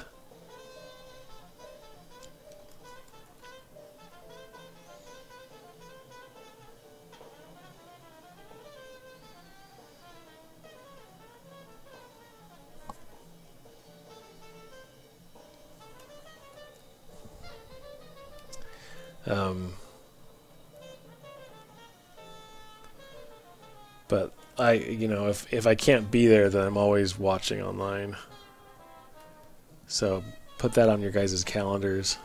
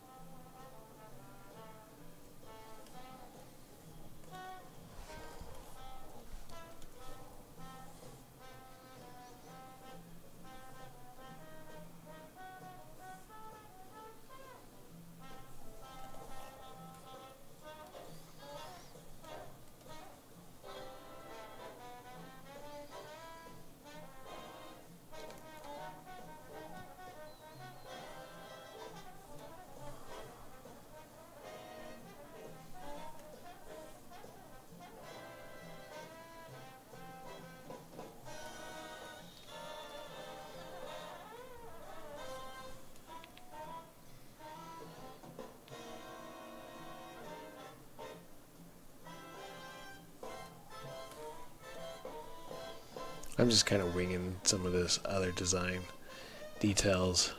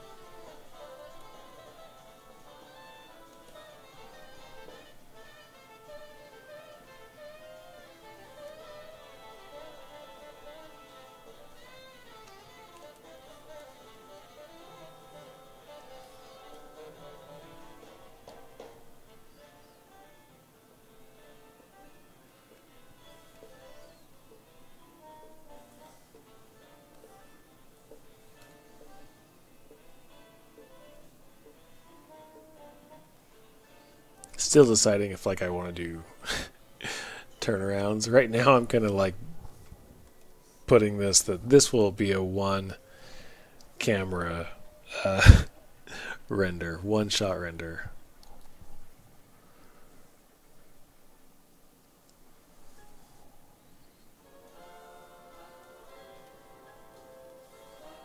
So that way I can get away with lots of no detail.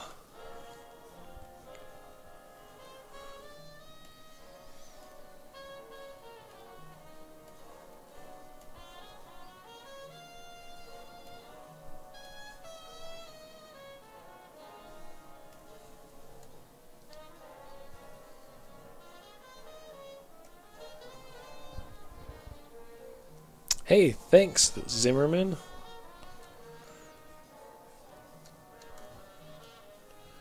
We're getting there.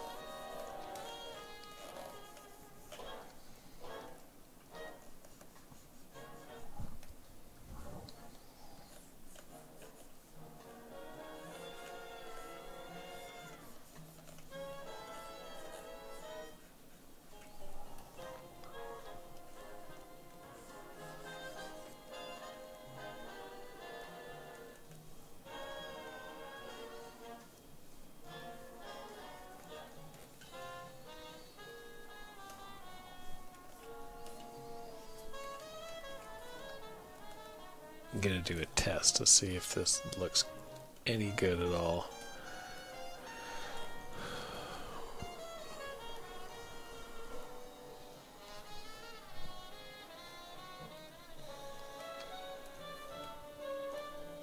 Just doing like subtle hints of, I feel like it's gotta be a titch darker.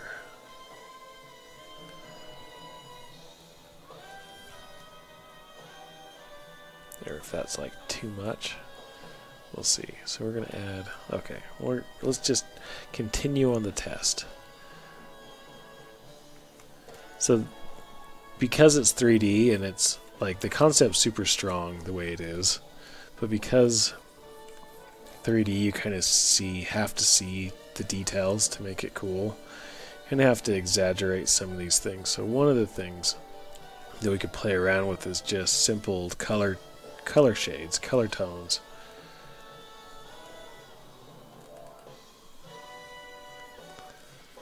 To help make this this costume a little bit more intriguing.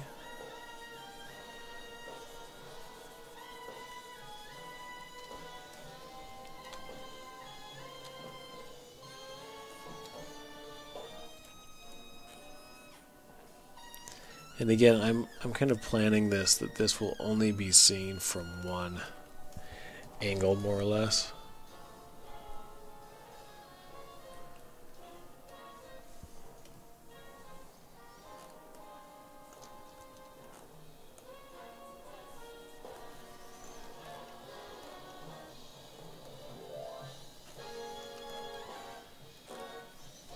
So I'm not putting in a ton of care on some of this.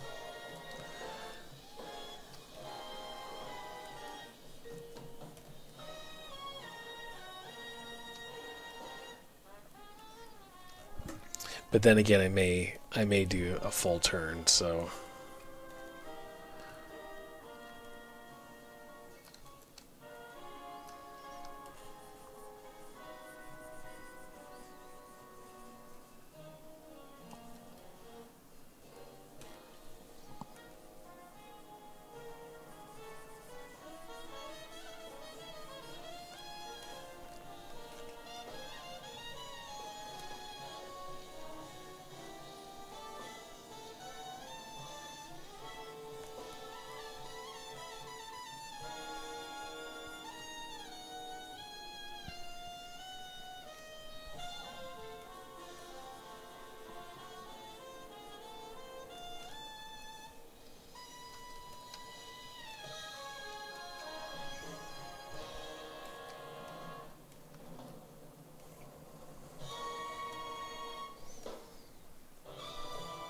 I kind of like that breakup. That's fun.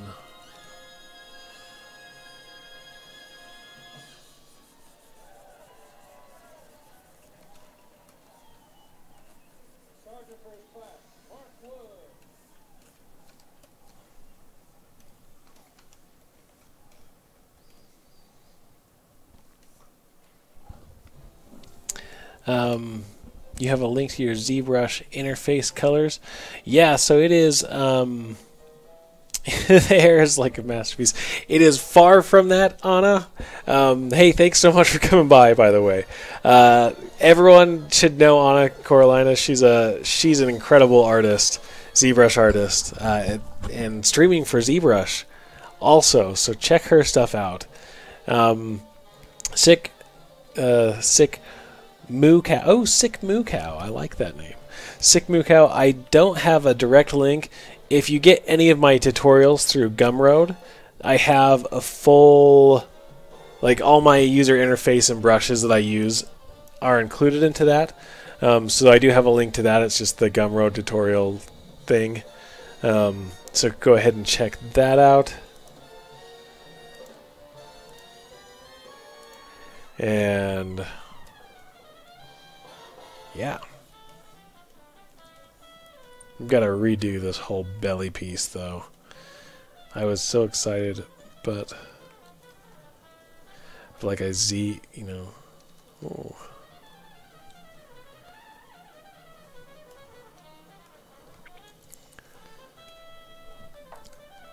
So I might try to manually fix this, but it's going to require so much finessing that it's like, why even bother with it?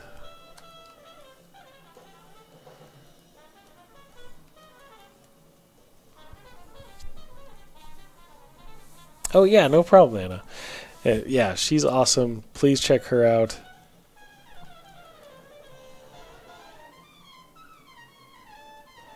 Are you going down to the Pixelogic Summit this year?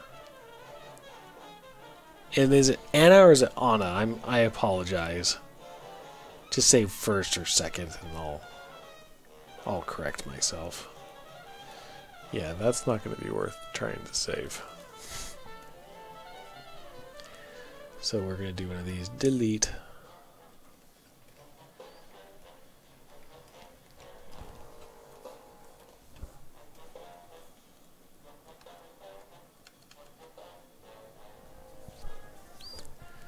So just checking. So that as I'm away, KeyShot is still going and is still cooking, more or less. No, I'm not going either. You're not going either? I thought you'd be like presenting or doing the Sculpt off or something. I know they have a few of the ZBrush live people doing that.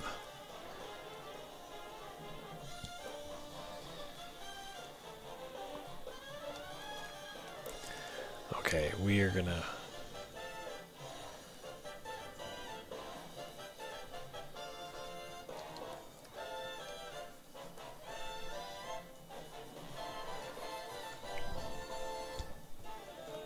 I'll be watching online and commenting fervently, though.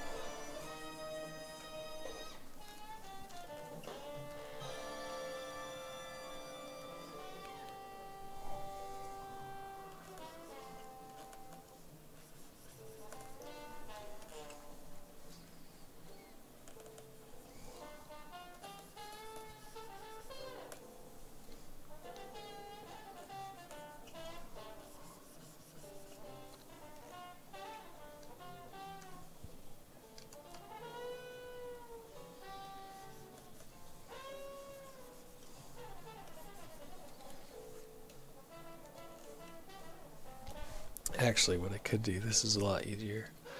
Instead of trying to do it one by one, I'm going to do it all at a time.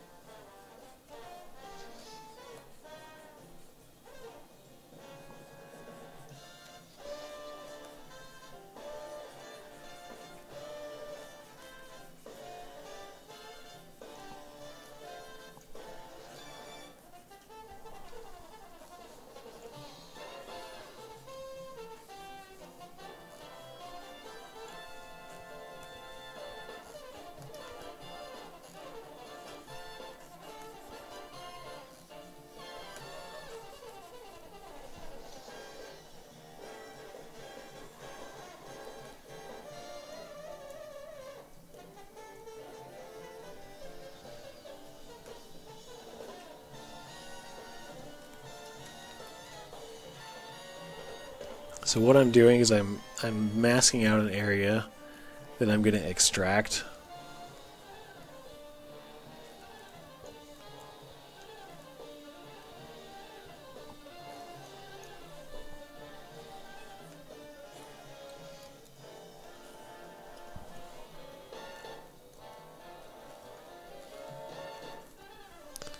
So this is a little dirty, and again, it's mainly because this is not going to be a portfolio piece. It's really just for fun art. So I'm not trying to show like technical prowess or anything like that. Just something that looks cool. Once I have that, I can do an extract.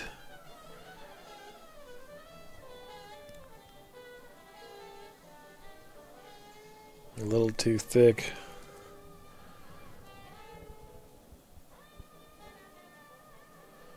That's probably okay. So I'll do that, extract that, and then because I don't want it so high like this is, if I just take the top piece, delete the hidden, and then I'm going to just polish by features a little bit to smooth out the edges, and then if I Z-remesh this at a low count, I can get some pretty topology. Ooh, but I don't like that.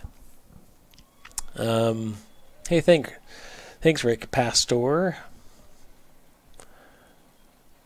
And I honestly either pronunciation works. I kind of translate my name to English anyways, so it's wrong. It's wrong regardless. Nice. Next year you will sign up to be a talker. Awesome. You should. That'd be awesome.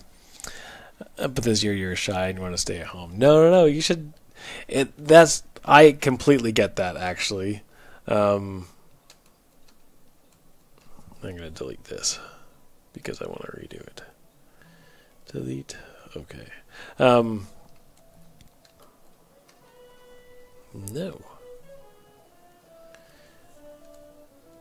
Is like I've been to many different events where I'm either speaking or watching, you know.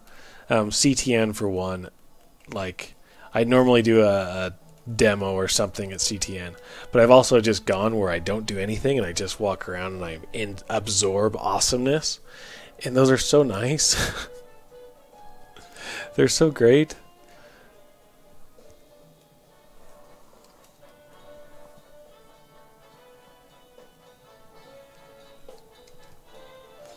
And I wish I could go to Pixel or to the Summit this year. It's just not in the cards.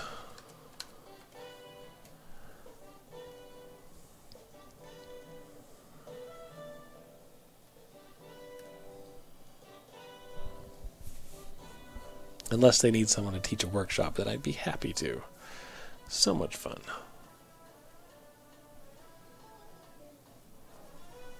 A little low.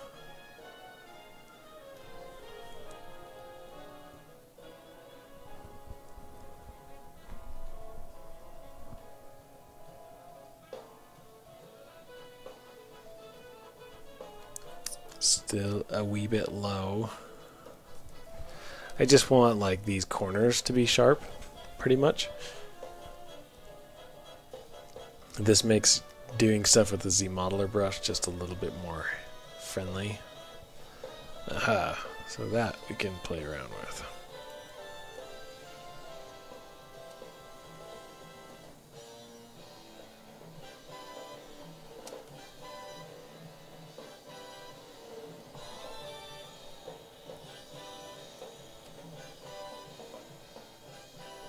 So this is pushing, oops, down the polys, but I'm just going to flip them. So then we'll have that. And then if I put a bevel on top of this, it'll be great. Bevel. Whoops. Let's try that again.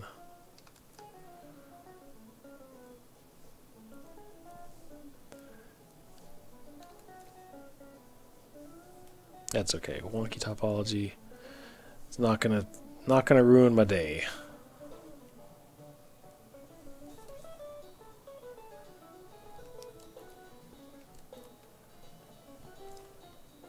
Then we'll do a crease by polygroups,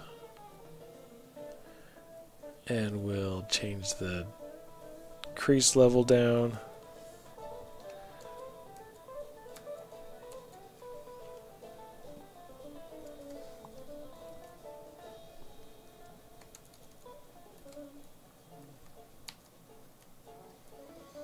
I'm going to start.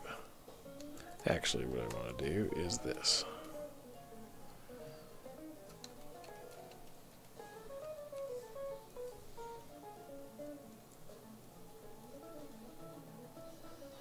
Start wedging these together.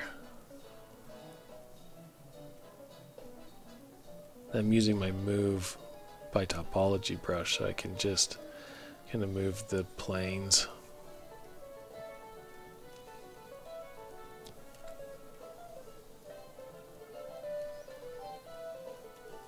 This is far from like the cleanest technique, but it does give some good quick results, which is what I'm apparently in the mood for tonight.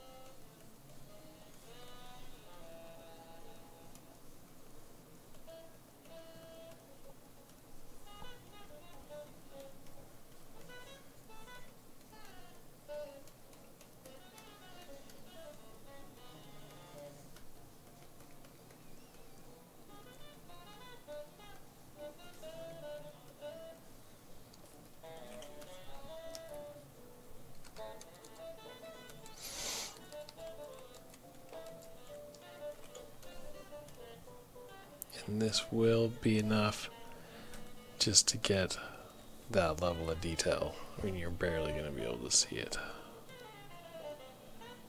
And I may again end up redoing it. So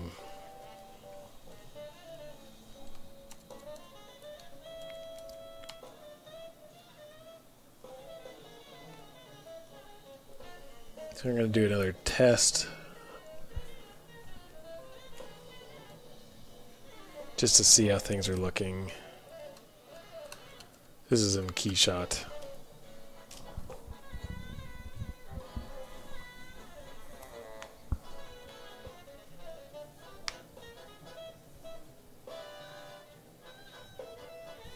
Then I kept layers on because layers are my favorite thing and they always work and they never have any problems.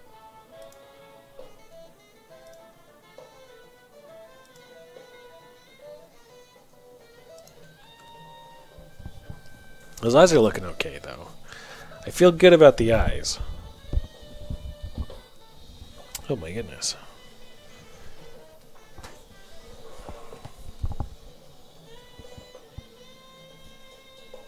That's better. And then let's throw some quick shaders on some of this other stuff.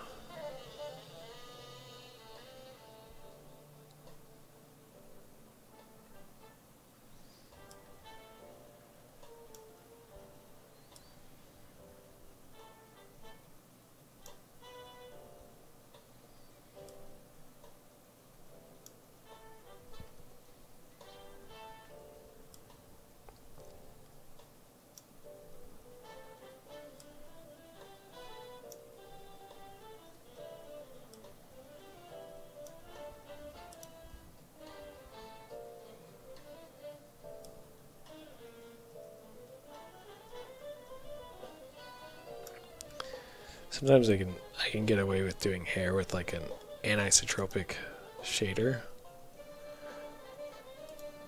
but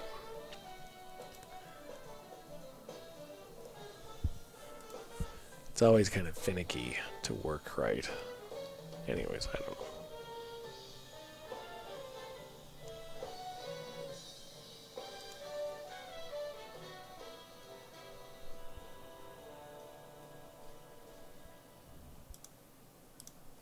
Just test some other quick environments. What render engines do I use? This is KeyShot. The other one that I've been messing around with is Arnold. And that's mainly because it works really well with hair. And as I've been getting a little bit more into what's it called? Ooh, that's really blown out. XGen. It's a really powerful program. So some stuff that I'm looking to do, like right now,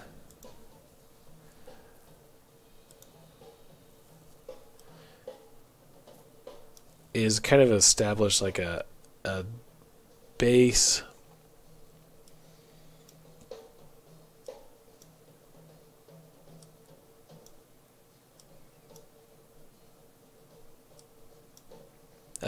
light that I will build on. Yeah, XGen's been a lot of fun. I mean, it hasn't actually been a lot of fun, but the idea of, like, I've always wanted to learn how to do cinematic hair, and finally working on a project that allows for that. It's been a lot of fun.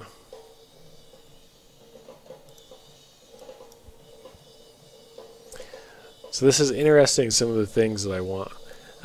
There's some cool stuff.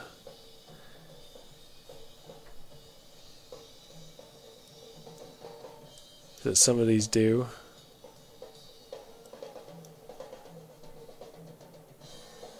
Like, it'd be fun to see like this character in really dramatic lighting. So it'd be fun to try to play around like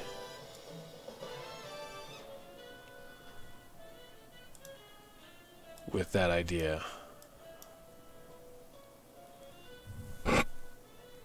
Obviously this is way too bright, but I like the dramatic lighting. It's just hitting the wrong angles.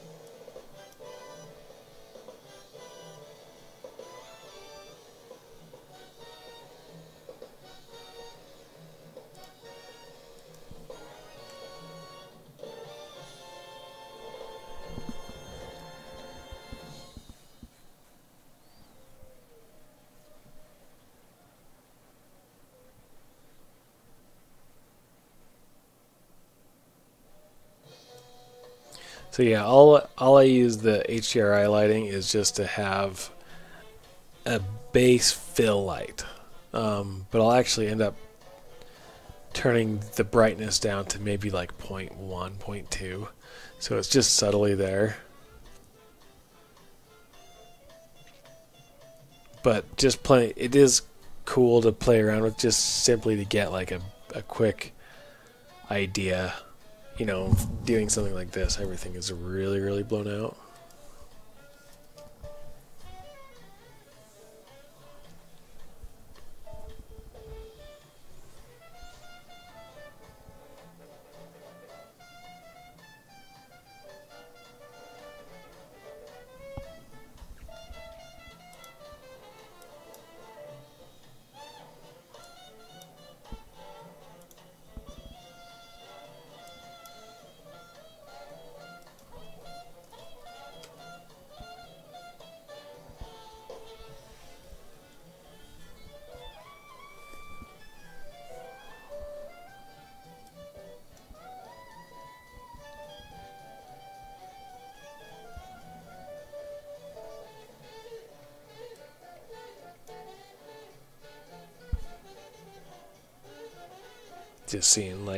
Just seeing the light hit on her in different angles, and seeing if I can get a good overall floodlight And then I could put in dramatic, like a nice rim light from, I think the rim light would be cool from this side. And you can't see which way I'm pointing, but like coming up on her face right here, just a little bit, kind of catching the silhouette, and then maybe a bounce light coming up this way. But I wonder if I even cast like a shadow across her face or across something so it looks like, you know, looks like something cool.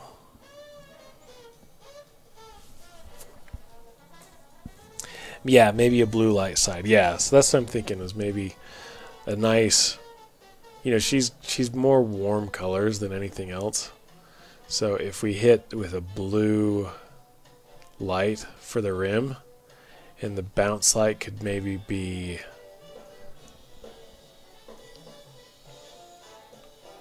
would probably play around with that. It would probably be like an orange, or maybe just a different blue. Could be kind of cool. Anyways, I think that's where we're going to stop for tonight, guys. I've had a great time sculpting. Thanks for, it's been a little bit quieter than usual, but thanks for coming by. Everyone that's saying hi.